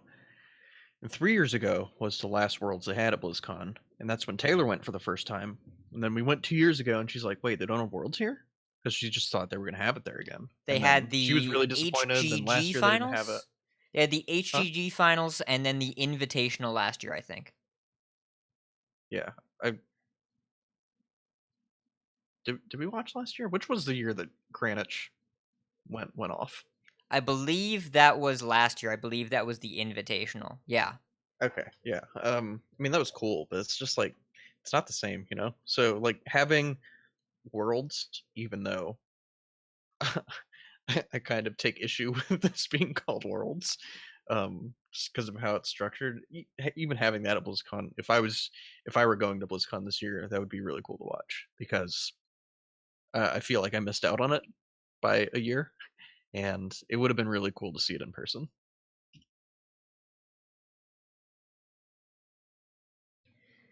And I think it's important. I want to take a second here. We've sounded somewhat negative this show, and I don't mean to come across that way. It's the end of a current meta. We see all of our cool shiny new toys. The last meta is kind of stale. Finding out that tournaments are kind of locked down at the highest level. I don't know if any of us were ever going to be in contention for this sort of thing. I don't want to send the message like we could have been world champions and now we can't be. No, it's not that. It's that the idea of progress, the idea of being able to be good enough is taken away. And that's kind of depressing. But it's not at all negativity towards the game or the community. And really, what Blizzard has done with the game, this expansion cycle, has been pretty incredible from a content perspective, from an enjoyment of just things to do in the client. Has been really, really great in keeping the meta fresh. But the esports side is really struggling, and we're an esports podcast in some ways, so we want to make sure we're clear. We're not negative on the game, but the esports aspect of things, it's hard to engage with meaningfully right now and come away with a straight face saying this is the best that we can all do. Yeah, I'm enjoying the game a lot right now. I'm playing right now more than I have probably in the past like 2 months prior. I would say maybe before last month, probably that span of 2 months before then. Playing a good bit of Hearthstone. I'm really enjoying it. I like the meta, even though there's a bit more randomness than I would like, but that's just nitpicking. I think the game's in a good spot right now, but yeah, it's just esports side, and I figured I'd just give my honest take on how I feel, just as a I guess like former competitor, because I don't really compete that much anymore. But yeah, that's just wanted to give my take on it. Don't want to sound too negative, but just want to be honest. Yep. And it's really hard that like we have this announcement and it kind of puts a I don't know, it kind of puts a damper on the show and it sounds negative, but really they've done so many great things recently. So many of the decisions they made outside of this one have just felt great. It really feels like I'm excited about the direction that Hearthstone is going. There's so many exciting things coming up, and I can't wait to see how they continue to improve on what they've been doing lately. But we also don't want to sit here and try to sugarcoat everything when we see something that just doesn't line up with our views of how we wish this specific part of the game was going. Hearthstone is growing to become a better game and a worse sport. And that's just how it is. And that's fine. It's a thing that's happening. But that direction from Blizzard has consequences. It is probably the right business decision overall. But for the people that were in the competitive or semi-competitive space, it's hard to process. So it's just a realignment of goals, and I don't know if anybody has esports figured out in 2019.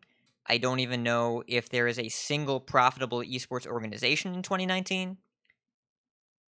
We don't know, and everyone's trying new things. This is a misstep. It remains to be seen if it is part of a calculated decision, if it is just trying new things, see what sticks, or if it's somewhere in the middle. But there's no but. That's it. And enough about that. I guess now we should talk about Grandmasters in the tournament section. It's the Grand Tournament!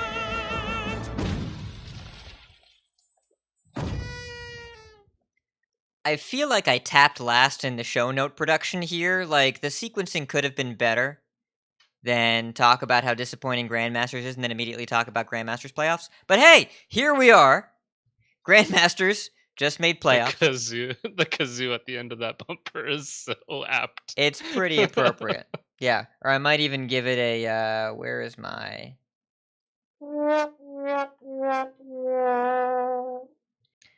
But hey, playoffs are here. And there are 6 players per region. In Asia Pacific, Alutemu, Dawn, Staz, Shaxi, Surrender, and Tyler. In EU, Fino, Psycho, Bunny Hopper, Hunter Ace, Colento, and Orange. In Americas, Frozen, Monsanto, PNC, Dog, Eddie, and Purple. Qualifiers are ongoing. And this was the week of Shark Rogue. So, earlier this week and at the end of the solo meta, Cyclone Mage really picked up. And at the beginning of the week, in particular, Language Hacker qualified almost immediately with the build of Cyclone Mage that has become net decked super quickly. So it's been very popular and did really well and got quite a few qualifications almost immediately after that build was published. And then everyone started playing Shark Rogue builds designed to beat Cyclone Mage. And it's working really well. 11 players this week earned their invite with Shark Rogue. It is by far the number 1 qualifying deck. 7 got there with Cyclone Mage, and 4 took it home with Bomb Warrior. And those are your meta decks. We've stabilized, we've solidified. The meta is Shark Rogue, Cyclone Mage, and Bomb Warrior. Those are the 3 decks you will see in your qualifiers. You should plan on playing, and you should have a plan to play against them. There have been a few other winners with Bomb Hunter, 2 with Midrange Hunter, 2 with Token Druid, of all things, who's seen Token Druid, and 1 with Mech Paladin. But if you're playing this week, play one of those 3. Now, Secret Mech Hunter, there might be a reason to play Secret Mech Hunter, because the win rate's quite good. Small sample size, sneaky deck, but win rate's actually pretty good. There's a list in the show notes that you should definitely check out, and also go to offcurve.net and check out the Specialist Meta tab. And there really aren't any decks with a substantial sample size and a good win rate. Format's, I'm not going to say completely solved, but I'm going to say pretty solved. And if you're targeting one of the other 3 decks, you can, but targeting all 3 is going to be a tall order. Now, as far as Grandmasters, post-Vegas, we have 3 weeks of data to look at post-Vegas. The vast majority of the games were with one of the 2 warriors, Shark Rogue or Cyclone Mage. Mid-range Hunter came in just behind Control Warrior in terms of representation. Holy Wrath Paladin had the highest win rate with a sample size. It's pretty small. I think it was 9 total matches. Party Rogue only had 3 total matches, also high win rate. Of the big archetypes, Control Warrior, not Bomb Warrior, Control Warrior was the best one. And followed by Shark Rogue and Bomb Warrior, and Cyclone Mage and Grandmaster was under 50% overall. Different performance than we've seen in the qualifiers. Still a very good deck, but in non-mirror wins, it was actually at 47% win rate overall. Now, the playoffs are fascinating. We have mostly Cyclone Mage in both Asia-Pacific and EU. We have 2 Shark Rogues in each, 1 mid-range Hunter in Asia-Pacific, and the rest are all Cyclone Mages. So that's 3 in APAC and 4 in EU. The Americas looks like a bunch of people that were expecting Cyclone Mage. Double Shark Rogue, a Pogo Rogue, a single Cyclone Mage, a Holy Wrath Paladin. Now, all those sound to me like decks that were designed to anticipate Cyclone Mage. And then Purple is playing Bomb Warrior. He's like, this is going to come around again. And he didn't think there would be a lot of Mage, thought there would be a lot of anti-Mage decks, and like, I'm going to bring my Bomb Warrior, and I'm going to beat those decks. So we'll see what happens. As far as highlights this week, did either of you catch Rase versus Purple, or at least hear about what happened? Oh boy. So, game 1. Was this the drama? This was the drama that happened. Oh, right? there's drama. There was drama surrounding this one. I do recall seeing something about this. So, game 1 was masterfully played by Purple. Really, really well played. They're both playing Warrior, like turn limit Warrior. I believe they're both playing Control Warrior. And Purple played the game super well and set it up so that Rase was way behind in fatigue, was taking way more damage, and had him set up basically to be mathematically dead. I think had 30 more cards available to draw overall. But the game went a while. And in the turn that Rase was about to draw and take fatigue damage for lethal, both players blew up. Hit the turn limit the same turn that Rase was going to die during his draw, but because the turn limit triggers at the end of the last turn and not the start of the next turn, it was a draw and counted as a win for both players. Yes, a draw on 0-0 is a win for both players. Yeah. So, then after that... What happened to the higher life total thing? Whatever happened to that? That only happens in the deciding game of a match. This was game 1, it was 0-0, both players got a point. And then, when they're probably about 15 turns into game 2, Purple is on the offensive, is actually doing pretty well, even though he didn't draw Boom, and the other player did, and Rase did. Then Rase, his portrait goes still on screen, and then he starts roping with open mana. And then he disconnects. And he doesn't come back. His internet doesn't come back. So Purple gets the win. Yay. And that was the match. So, kind of strange. It was kind of strange, because the whole thing was streamed. And there was also some outside stuff happening around this match. I don't know if we wanted to actually talk about that or not. I don't know about it, so yes, we do. Bring it up. I believe there was some controversy about Rase and Purple's other opponent who were somewhat colluding about what decks to play. Oh, So they never mind. both Yes, I chose. do know about this. We should talk about this. I forgot about this. We didn't even put this in the show notes. There was also some other concern that during Nalguidan's winner's interview, he mentioned that him and Ray's prepped together, and they picked decks that they both were comfortable with, that had a different matchup spread, so that Purple could only win one match and one of them would make it into the playoff cut. And he admitted this during his winner's interview, which is kind of tacky, I think. But what do we think about the legitimacy and or the ethics of this? Because is this legal? I think probably yes. Should it be, or was it a good thing to do? I open the floor. Sounds like a pretty terrible thing to do if you ask me. I mean, I don't know how you prevent that though, because I think you want Grandmasters to be able to prep with each other. That seems like a good, kind of a good situation.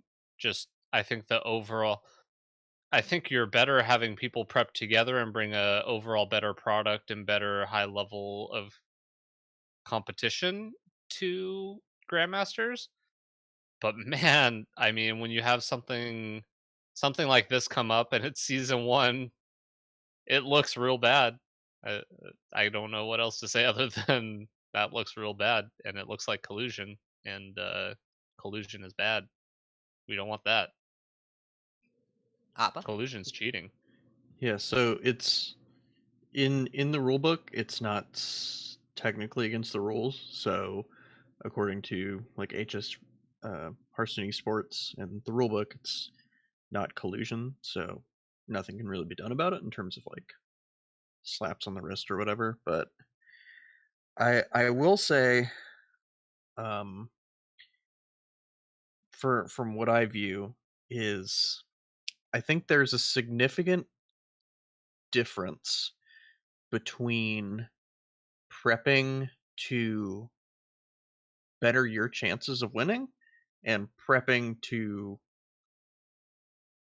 make somebody's chances worse. And I think what they did was honestly kind of exceptionally scummy. I think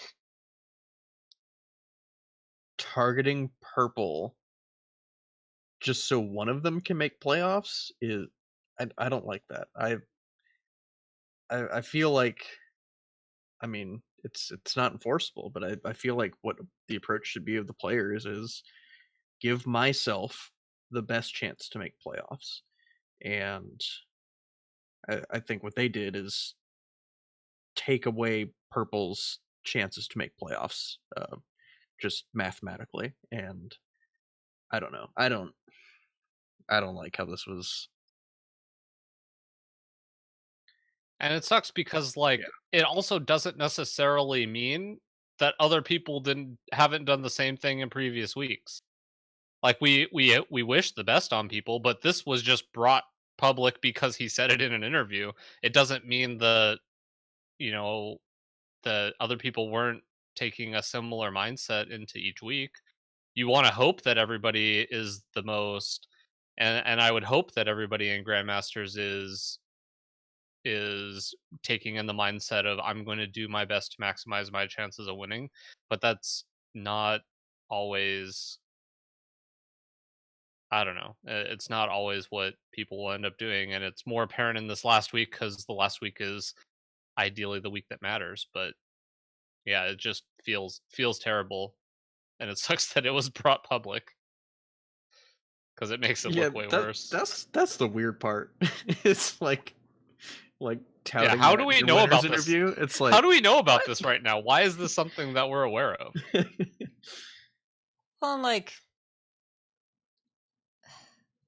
this is complicated because I think the biggest issue here is that they publish the schedules in advance. Just don't do that. Just don't publish the schedules in advance. It's all you have to do. And then you never run into an issue of two people picking different lineups for the same player because they don't know who they're playing against. And then they Is said it not? Is it not possible to determine exactly who you'll play in the last week based on who you've played in all the previous weeks? you probably can do that, yeah. Or they could do round robin, then add an extra week of the random jumble spectacular. I don't know. They'll probably just do round robin. Maybe you can figure out the last week, but see, this only works because Nalguidan and Rase tested together and knew they had the same opponent. So you know who you have to play against, but can you? I guess you do know who everybody is. But then you have to be randomly paired with someone that you like against the same person. Right? Yes? I did that correctly? Yeah. Yeah. Yes. And then you have to admit it on stream, which is another issue. You shouldn't do that, but There's layers. Well, to this. well, you kind of should do that because then we know you're being kind of scummy. Well, like, it's nice to Okay. know when people are scummy, but also I not want nice to that they are challenge the scummy. scummy assertion. Like, in the context of a tournament environment, where the goal is to maximize the expected value of you as a player, and it is allowed by the tournament rules, why should you not do it? I wouldn't do it. I'm also not a Grandmaster, and I also haven't won any major trophies or a whole bunch of money. Like, it's coordinating a deck lineup to maximize both players' chances of getting to the playoffs. Do I enjoy that is a part of the structure that is here? No, not specifically. Can you disallow this? Never. You can only discourage people from talking about it, and they probably shouldn't be talking about it anyway. But if this happened randomly, the chances of winning are the same. And if you have any way as a competitor to legally gain an advantage in a match that pays you money, you should probably do that. And I think a structure that incentivizes this kind of behavior is to blame.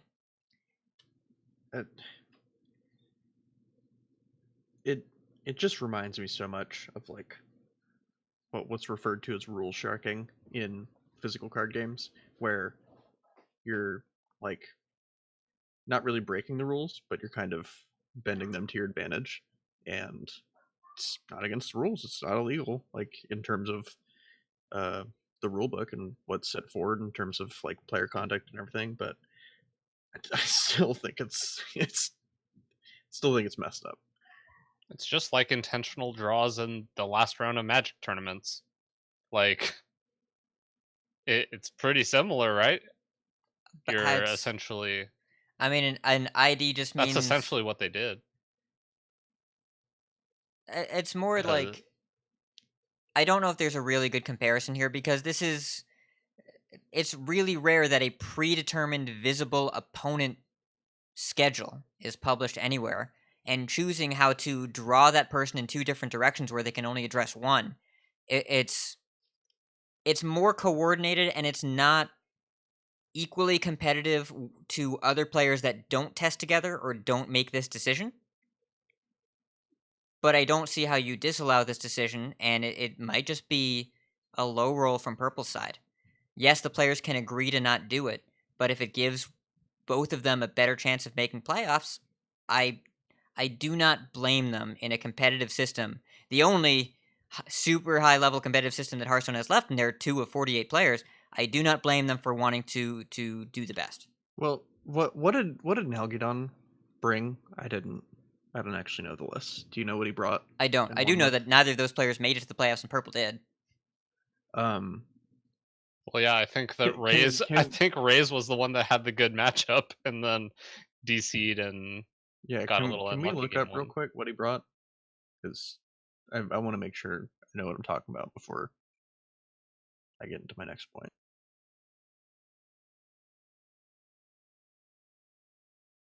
Because I just want to know like the general matchup spread of what he brought, because it's important to what I'm about to say. I believe it was so Nalguidan was on Rogue. Shark Rogue. Okay, this definitely solidifies my point. So here's my thing with this is I don't think that this strategy actually gave them, either of them, the best chance to make it to playoffs. I think instead of picking one deck list and refining it and being as good as possible with it, which, I mean, if you like find tech in a deck, and you pick the best statistical deck and tune that as well as possible and play it to a really high percentage, against an expected field, you could probably get above 50% with that. But what they did is they both took 50-50 coin flips. Rase said, "Don't let me play against like Bomb Hunter or potentially Cyclone Mage," and then Rase said, "Don't let me play against Warrior," and they're just flipping coins there. And then Nalguidan, I guess, they both had to play against Purple, right? Is that's the reason why they did this? So Nalguidan's the one that low rolled, and Rase is the one that high rolled on the coin flip. So that's what I don't like here, is that they're both just like taking 50-50s here just to make Purple's worse. That's what I don't like. Is I that it doesn't sit right with me. I don't like that at all.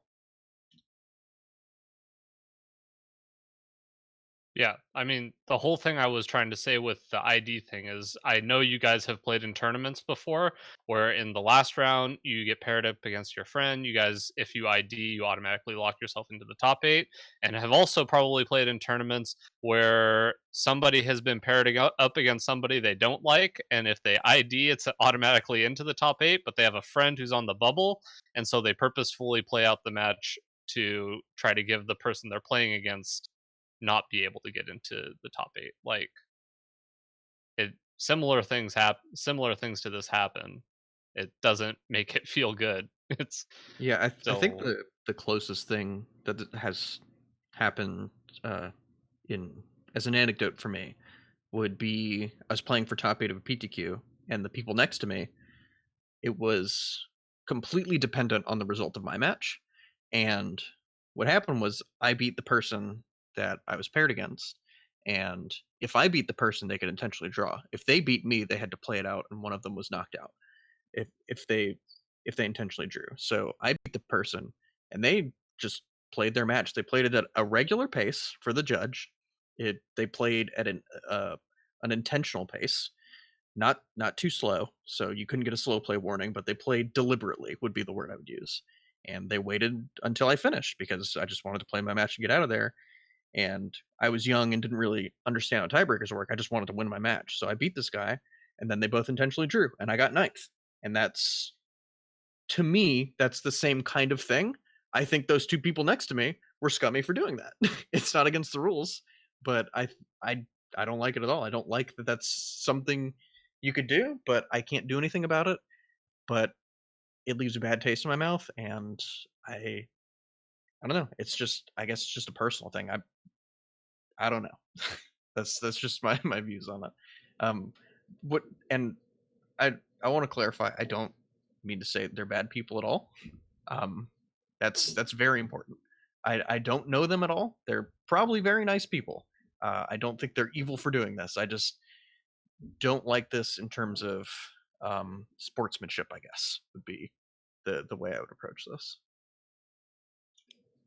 Yeah, as I've gotten older and more cynical, and I've thought about these sort of things a lot, I generally blame systems that incentivize this kind of behavior more than I blame people that are put in the situation of playing for sportsmanship and pride and losing percentage points versus playing for the best chance to win by playing the system as well as the game. Because as much as I think that's a good point too. Yeah. Honestly, Like- it's just the system that they're in. I mean, they're just taking advantage of it, which is completely within their rights. But it's the system that allows them to take advantage of it in this way, which I Yeah. guess I don't like. Well, I mean, it's perfectly reasonable to say that is a less sporting thing than I would like to do, and I would not do it. And I agree with you. If I were working with a friend, and if I were testing with a friend, and they were like, "Hey, we're both playing the same person. You want to play different decks to screw them?" It's like, no, I don't want to do that. But I, again, don't win as much as they do, and I think there is a part of a highly competitive professional player where when winning is your job and one is given to you for free, you should probably take it. And I think that's a harsh reality of competition in a lot of ways. So, I don't know. Yeah, if there's a thing you can do that's within the rules that gives you an edge, then you should probably, the competitive players are probably going to do it. There are a non-zero number of highly competitive players that are going to take that advantage. Yeah, and like I kind of feel bad for using the word scummy here again because it has really horrendously negative connotations, and that's just kind of a result of habit. And again, I want to reiterate that I'm not trying to speak on like their character or them as a person at all. It's just not something I would do, and I view it as unsportsmanlike. And whether that's off base or not is just personal opinion for me. I have no bearing on basically anything here. My word doesn't really mean anything. Basically, this is nowhere near as bad as something like stream sniping. Yeah, it's just, no. I mean, it's not illegal, but if a friend mentioned this to me, what I would say to them is, that's not cool, man. This is not cool. This is not a cool thing to do.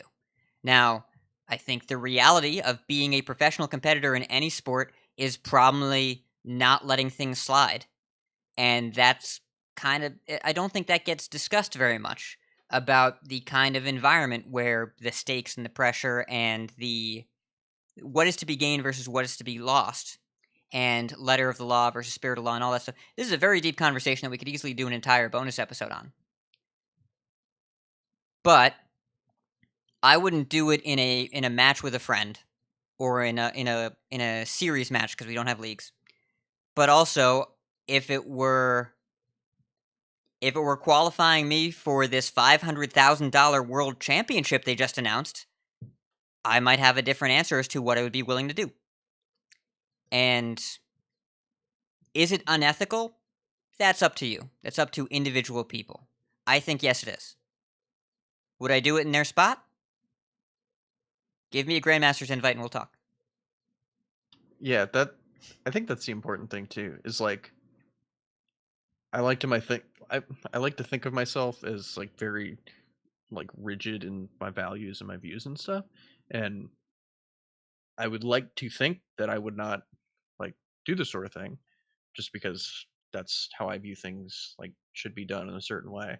But again, I'm not a grandmaster playing for like a boatload of money, so I can't honestly speak to that because I haven't been in that situation. But I'd like to believe that I wouldn't do that. So I'd like to believe that this wouldn't be a thought that would enter my mind until afterwards, where they'd be like, hey, you probably could have done this and this would have increased your odds. It's like, oh yeah, I didn't really think about that as an advantage I could have had, but I'd who like to knows? believe that if someone asked me this, I'd be like, that's stupid. What if I get the downside? I don't want to do that. It's and they both like, if they were both interested in playing coin flips, why didn't they just bring Cyclone Mage? Hey! oh man. All right, let's not beat a dead horse. This is I think this has been a really interesting conversation and one that I think we needed to have, even though it wasn't in the show notes initially. But I mean, there's a lot of talk in the community about this, a bunch of different takes, and I mean, I feel like we've given a good variety of takes here. And speaking of more, I don't have a segue for this. Yes, let's wrap up this conversation because we have another conversation to have. Holy crap, I hope I can edit out a lot of dead space in the show because otherwise it's going to be a long one. Let's go to Decksplanations.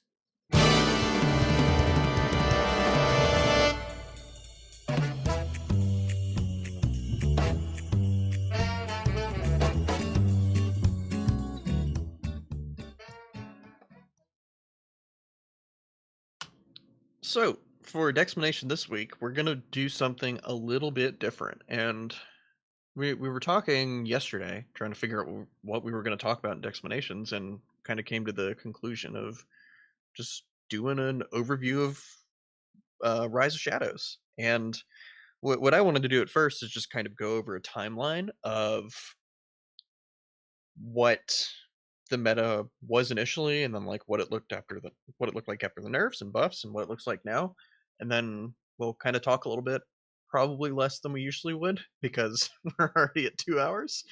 But yeah, so let's just kind of get into it. So at release, some of the strongest decks we saw Lackey / Raiding Party Rogue.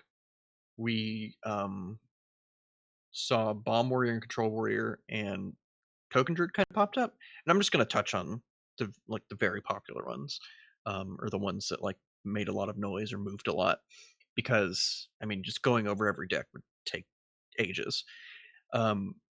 So on release, like Lackey Rogue was very dominant, and Lackey Rogue being the deck that played Raiding Party, Captain Greenskin, all the pirate package, Waggle picks, and it stayed a really dominant force for a while. And I was looking through all the Vicious Syndicate stats, and I think the highest that I saw in the Legend tab was 30% of Legend games were rogues, with most of them being the raiding party rogue, which is crazy. That's so much. Do you remember how right now the best way to play rogue is a 4-mana 0/3, and before it was 0 mana draw 3 cards? Yeah. It's one of these things is not like the other. Yeah. It was very good. And I mean, Bomb and Control Warrior were good in their own right. They were just inherently powerful decks in a vacuum, but they started popping up even more because Rogue was not great against them. I mean, Rogue can win games, but it was definitely unfavored because you have a limited amount of burst for the most part, and Warrior has that button, and they have shield blocks, and they have Dr. Boom, they have just boatloads of removal. So those popped up. I mean, they were just there on release because people played them, but they started getting more and more popular because Rogue was the thing to be playing. And then there was everything else. Token Druid kind of hit hard, like probably halfway through the first week a little bit. I know Papa Jason won a qualifier with it, and he sort of helped to popularize it, and then people started picking it up more and more. We started taking 8 mana make 5 2/2s. I forget the name of it. Forest State. We started taking that seriously, whereas at first it didn't look super powerful. But it was more of sort of a flash in the pan. Like, it came on a little bit, maybe even after the first week, then started picking up in popularity, and then started dropping off a lot. And Mech Hunter kind of lurked under the surface for a while, but was pretty good. And then Conjure Mage was not the Conjure Mage we think of now. There were a couple variations, and I think the most popular one was a Book of Specters Dragon Mage that played 2 Book of Specters and 2 Conjurer's Callings as the only spells in the deck, and that's what you did. You played those, you tried to turbo at Mountain Giants, and you played kind of a slow game with dragons. And it started really with Power of Creation, and then everybody realized that card was not good enough, and it's like, hey, this other card that nobody really thought was going to be good turns out is really good. Yeah. People just kind of figured out that once you cut the books and you get to play a bunch of good spells and Sorcerer's Apprentice and Stargazer Luna and all this stuff, Mana Cyclone's insane. So people started just Frost. Yeah. Well, Ray of Frost. Ooh boy. The key innovation that launched Cyclone Mage from side course to main dish was when people realized how good Mirror Image and Sea Giant were, as well as with Khadgar. And the Mirror Image Sea Giant package really, really changed the development of that deck and the meta around it, because it was really good at slowing things down. And the next major iteration that got us to where we are today is when people started putting Frost Nova in those decks. Because you built these giant boards, and then played really cheap Sea Giants, and then your opponent stopped being able to do stuff, and you kept doubling your 12 and 10 what's better cost than moves. hitting your opponent in the head with an 8/8? freezing their board, so you can hit them in the head with an 8/8. No, with like 3 8/8s. Yeah. Man, I've had so many games against Token Druid with that deck where they just flood the board because they have to set up a Savage Roar, and then I go Sea Giant Nova, hit you. the next turn, Conjur's calling Nova, and then they're just like, all right, I concede, I can't win. Yeah. Yeah. But there are also some other changes along the way that got us to where Cyclone Mage is now. And I'd just like to take this moment before we transition to the next phase.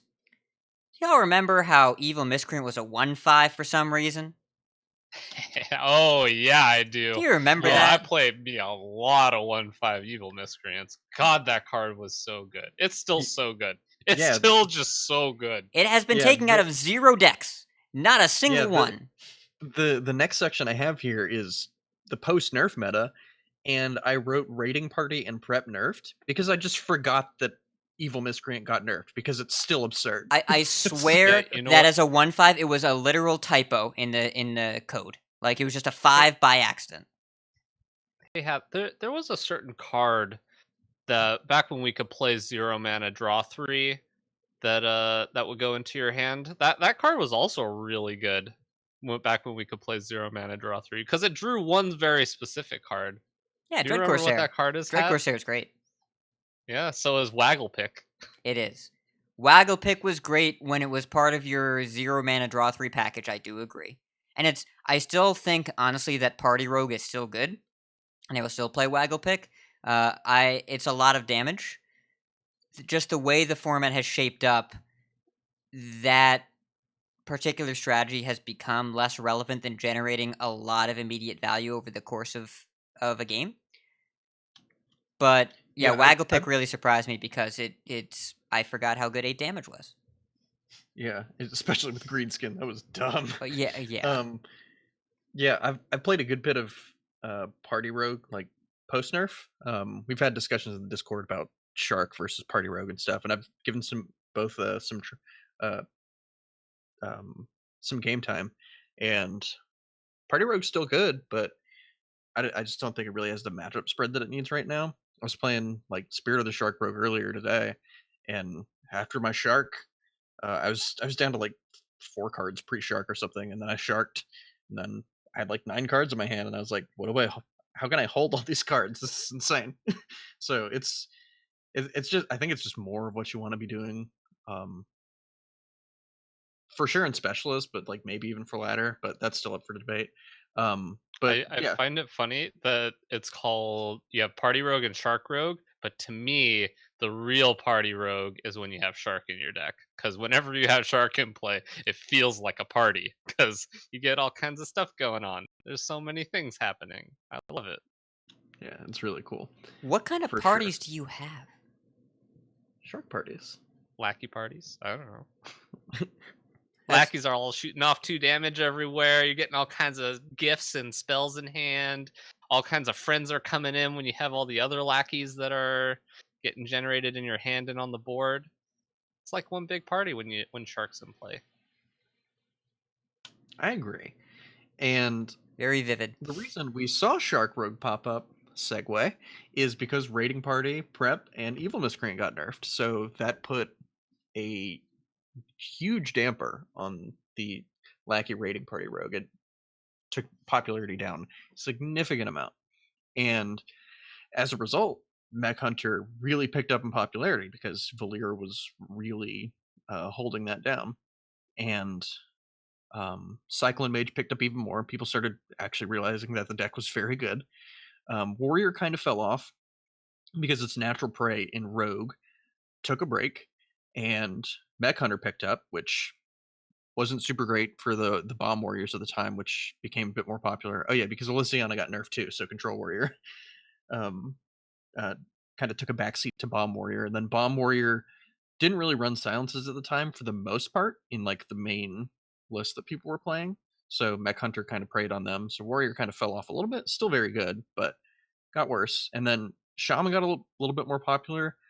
This is the point in time where you started seeing some people like hit high legend ranks with Murloc Shaman. It was kind of like a perfect storm of like Cyclone Mage picking up, Warrior falling off, Rogue getting a little bit worse and people playing it less. And then you could play like Urshocks and stuff in the deck for Mech Hunter. And then 1 week later, after the nerfs, we had buffs because we get buffs now. Yay, buffs!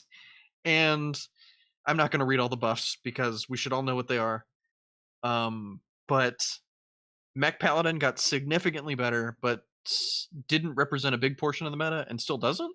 But 1 mana Crystology is nice. It is. There was like a very good. hot minute where Mech Paladin was seeing a good bit of play before the Frost Novas started happening. Oh yeah, that's true. Yeah, like the Frost Novas were mostly post nerf because also they gave Mage a Keliseth spell, where like you just play Luna's Pocket Galaxy and it's like, oh, my deck is better now. Yeah, Pocket Galaxy is as Orange referred to it in a tweet. He said in Galaxy Mage, it is the Skull of Minari of that deck. Yeah. On 5. That's a good comparison. That card should probably cost 6. 7 was too much. 5 might be a little too little, and I have played it on turn 4 or turn 3 with turn 2 Apprentice, turn 3 Coin Galaxy a couple times. You made that face the You're a last time bad I said this person. too. Yes, You're I a am. bad person. I won those games, especially the game where turn 4 I top decked Alex did you? Straza and pointed it right at the dome. How much mana did you gain that game? Just from playing that on 3. It had to have So been upwards of like 40 mana. I gained 1 mana. No, the game went 2 more turns. I gained Oh, okay. 1 mana from the Sorcerer's Apprentice. I gained 8 mana off of the Alex Straza that I top decked the next turn and played on turn 4, targeting them. And then they conceded. I thought your opponent got to play Hearthstone, but I forgot. It's they got to play like, you remember Tiny Miniatures, the Tavern Brawl, where everything's a 1-mana 1/1? I got to play that. And they get to play Except regular it wasn't a Hearthstone. 1/1. No. It was an 8/8. It didn't attack. Their hero just exploded. It was fine. That's fair. Yeah, so Mech Paladin got better, Cycle Mage got significantly better. And at this point, the big 3 decks for ladder were Bomb Hunter, Warrior variants, mostly Bomb Warrior because people weren't playing Control Warriors much, and Cyclone Mage. And then this is when Shark Rogue lists started getting refined and people started tinkering around with that more. And that took a little bit of time. But yeah, so we have pause for commentary on the buff and post buff meta here. All right, skipping past it. And that leads us to now, which the meta has stabilized right now around mostly Shark Rogue Warrior variants. Control Warriors got more popular again.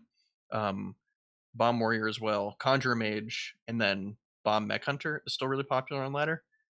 And I know Hat wanted to talk about some stuff that he had in our behind the scenes Discord channel earlier today. I'm gonna there's a game designer / former Magic Pro player / commentator / generally smart person named Patrick Sullivan that is much more eloquent and tuned into the stuff than I am.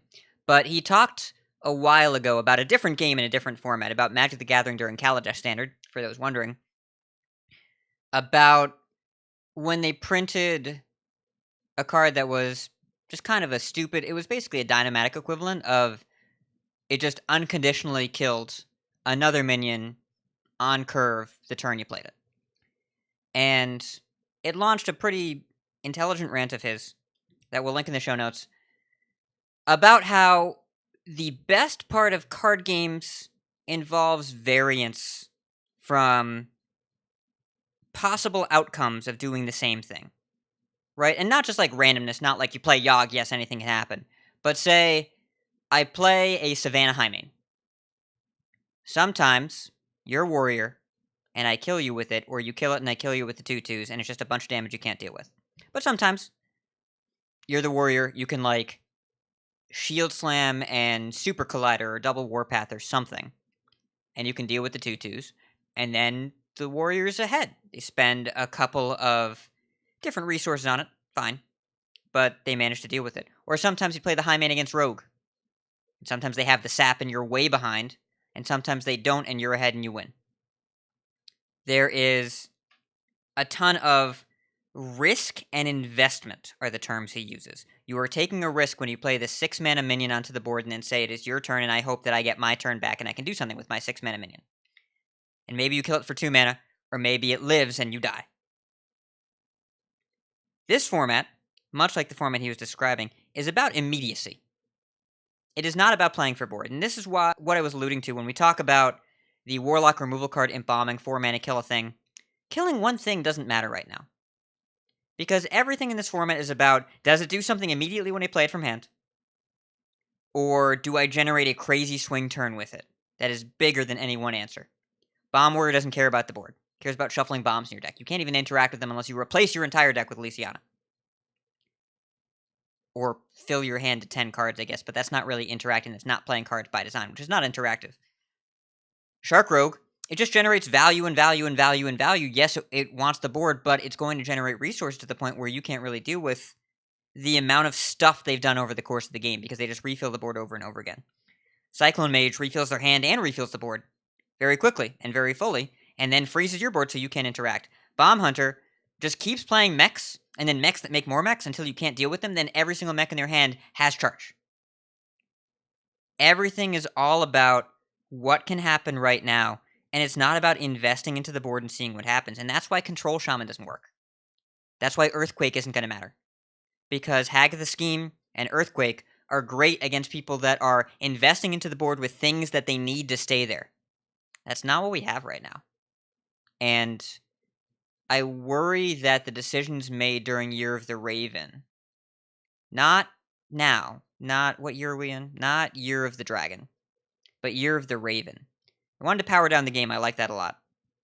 But Rush is a core mechanic, and then Magnetic the following set kind of sends a message if those mechanics are successful about what you want your game to be. You want your minions to do something right away. Well, now they all have to do that or be a board of 4 8/8s or something, right? That's your option for playing a minion deck in Standard. It's kind of strange, and it once again proves that Rostakon's Rumble was trying to be too fair because overkill means you play a Ticket Scalper, and you pass the turn.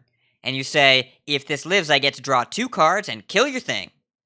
And if like you invest 4 mana and a turn in Ticket Scalp, and your opponent goes, Ziliax, kill this, get a 3/2, your turn. So you know the only time the Ticket Scalper is Enjoy. good? When you get it off Hook Tusk and draw it for free, and it gets Rush. So all of these design decisions together, I think the Rise of Shadows metagame is balanced. I had fun with it for a good bit. I still enjoy a game here or there, and any end of season format is going to feel stale. But what I worry about the play pattern going forward that I hope they deal with is that right now I feel like I cannot play fair minion Hearthstone, or even just any mid-range deck, period, unless you're counting Pogo Rogue as a mid-range deck, which, if they're 1 mana, then yeah, you can do a lot of stuff with that. And I want to get to the point where overkill matters. I've so badly wanted to play Sulth Raze. But, every deck I play against that's tier 1, if I kill their stuff, they don't care about it, and some of them just don't have stuff to kill. Because they just play it from hand the turn they need it. And I think it's a little bit too far in the wrong direction. A little bit too far. It is not the biggest problem we've ever had with the Standard meta. I would take this over literally any of the metas from Year of the Mammoth, Year of the Raven, Standard. Any single one. You pick them all, I would take this over all of them. But I don't think it's the right things to focus on in terms of getting a critical mass of positive play patterns in Standard. Yeah, and then moving to a slightly different topic is something I wanted to talk about, which is pretty well highlighted in this meta, is really the rock, paper, scissors dance of the format. And we see that with the best decks right now. We have Shark Rogue, Warrior, and Cyclone Mage, sort of as the best 3, and then Bomb Hunters bringing up the rear. This can go for Specialist as well as High Legend Ladder as well. And finding an edge in this kind of format can be particularly hard because there's no clear deck to play that consistently beats all 3 of these, and a deck that you can pick that beats 2 of them will frequently lose to the third. So trying to dance the line between getting creative and finding something that beats everything, or like sticking with the deck, can be pretty tough.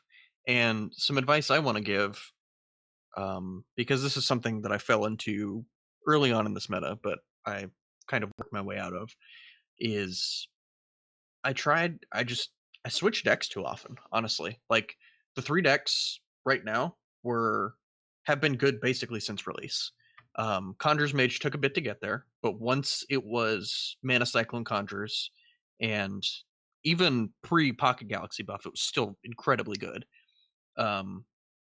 It's been Warriors, Rogue, and Mage for the most part. You have Hunter on the side, but I don't consider that one of the top 3. I consider the 3 pillars of the format to be Rogue, Warrior, and Mage. And what I was doing at the beginning of the format, after trying out all the Shaman nonsense, which I do always, is I was playing some Warrior, losing to Mage, so I switched to Rogue to beat Mage, then I queued into Warrior, and then switch back and forth between all these 3, where about a month ago or so, I just picked Conjurer's Mage and kind of stuck with it in terms of like what I play, like in my own time, like trying to learn the deck, like while I'm laying in bed or something, and like trying to get good with the deck, because it's just a very good deck and I enjoy playing it. I picked one of the 3 decks that I enjoy playing the most, one of the 3 pillars that I enjoy playing the most, and got pretty decent with it. And I think that's honestly the way to go in rock paper scissors formats like this, where there's 3 pillars of the format where each of them beats another one of them but loses to the other one, is to pick one of them that's very good, that you jive with the most. If you're looking to maximize your win rate, of course, because you can play wacky stuff or your own kind of thing if you want, but pick one of the ones that resonates with you the most and stick with it, and do not get off it. You're going to run into bad matchups. You're going to have days where you have losing records, and you're going to have bad beats. It's just going to happen. You're going to lose close to half of your games, and best players in the world win like 6 or 7 out of 10 of their games. They don't win everything. And while you're learning a deck, you're probably going to lose more than 50%, honestly. But get good with the deck. Get good with one of the pillars, and just stick with it and hammer it out. And yeah, Wicked Good says has a good point in chat. Change cards, not decks. Find out the tech that works for you and what you like, but pick a deck and stick with it in these sorts of metas. And that's something that I've seen a lot of people struggle a lot with in this meta when they're looking for climbing. If you're not looking for specifically climbing, do your own thing for sure. Do what makes you happy. But if you're looking for climbing and to maximize your win rate, I think in these sorts of metas, it's pick something, stick with it, and get good with it.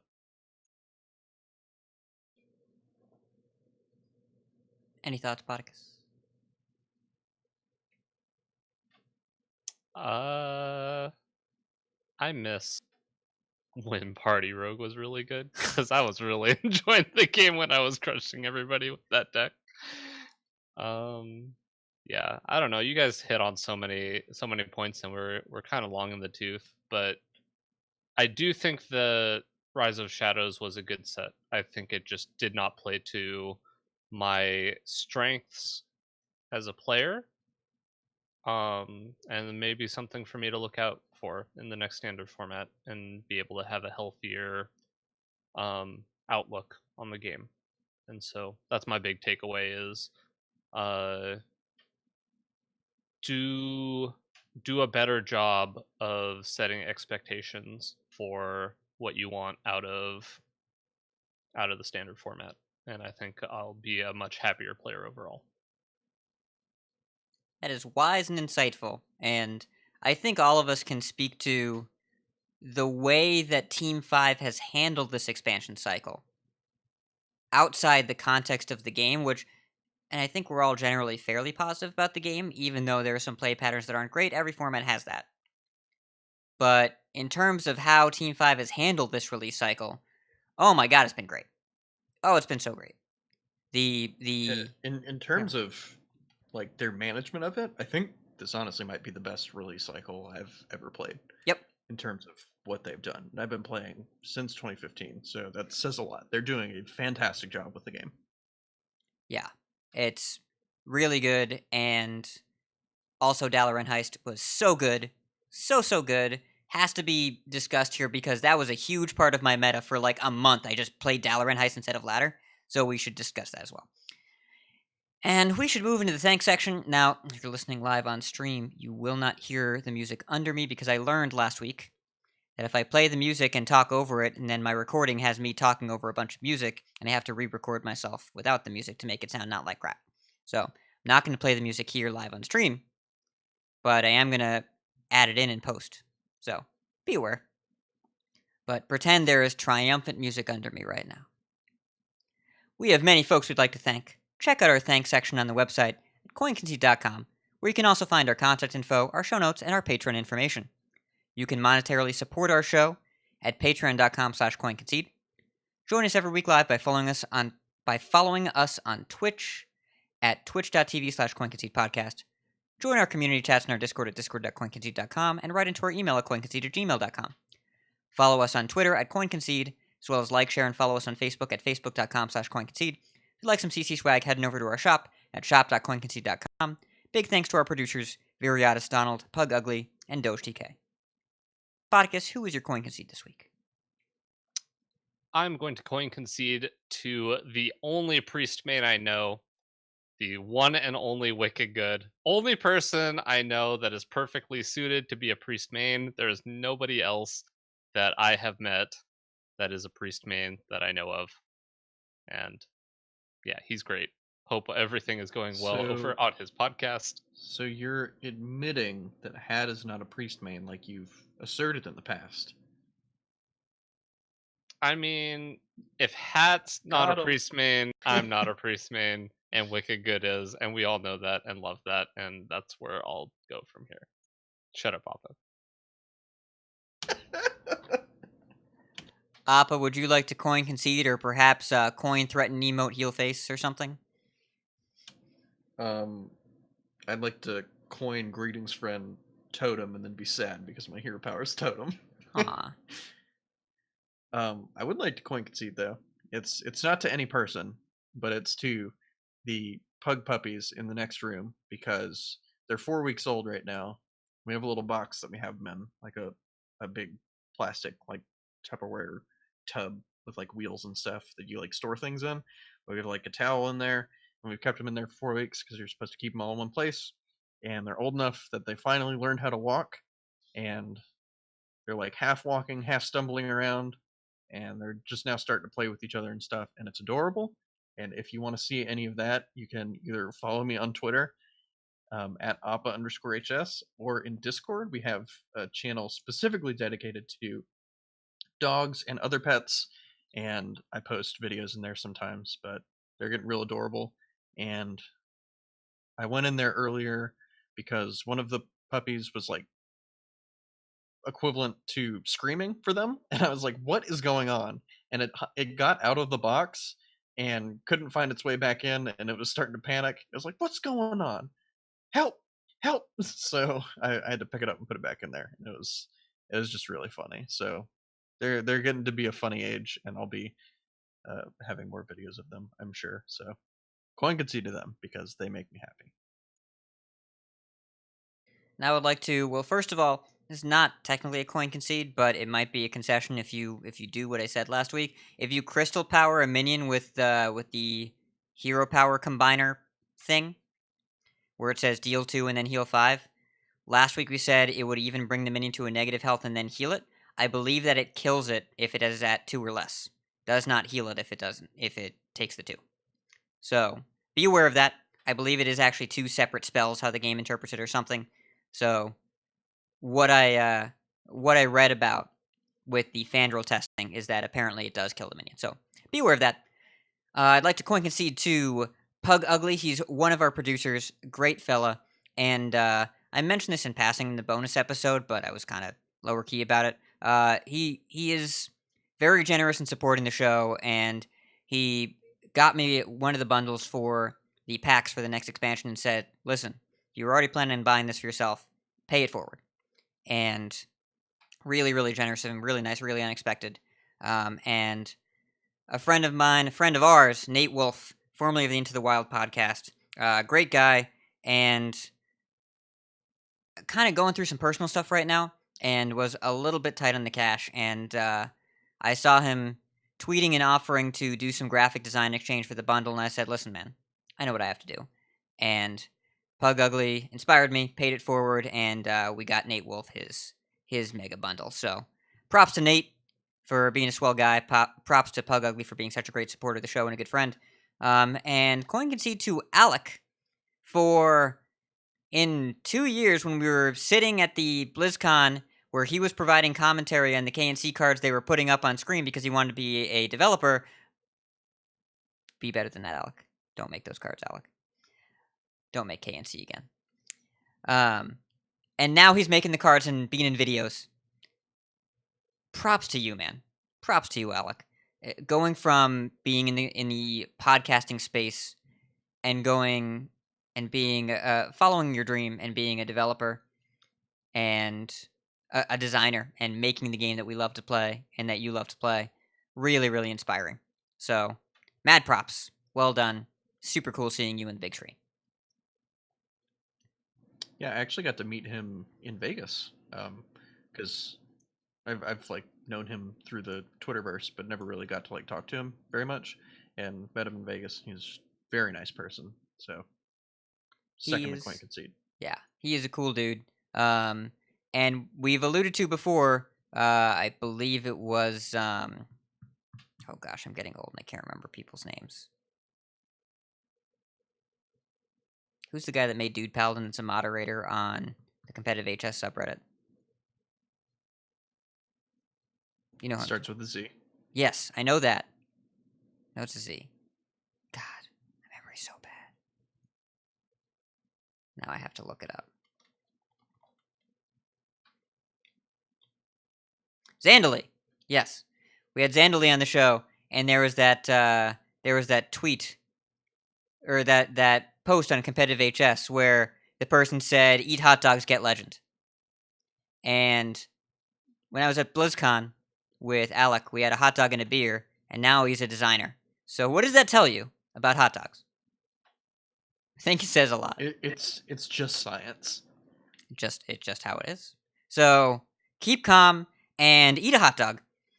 And if you see us on ladder, coin concede. Coin concede. Coin concede.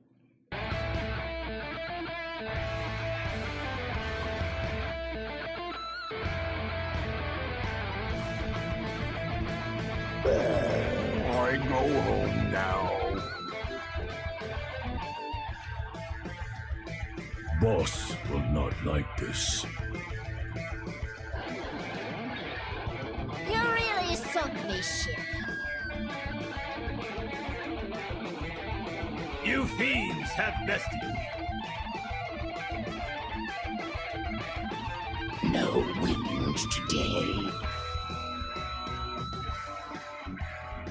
Back to the lamp. Our plans did not work.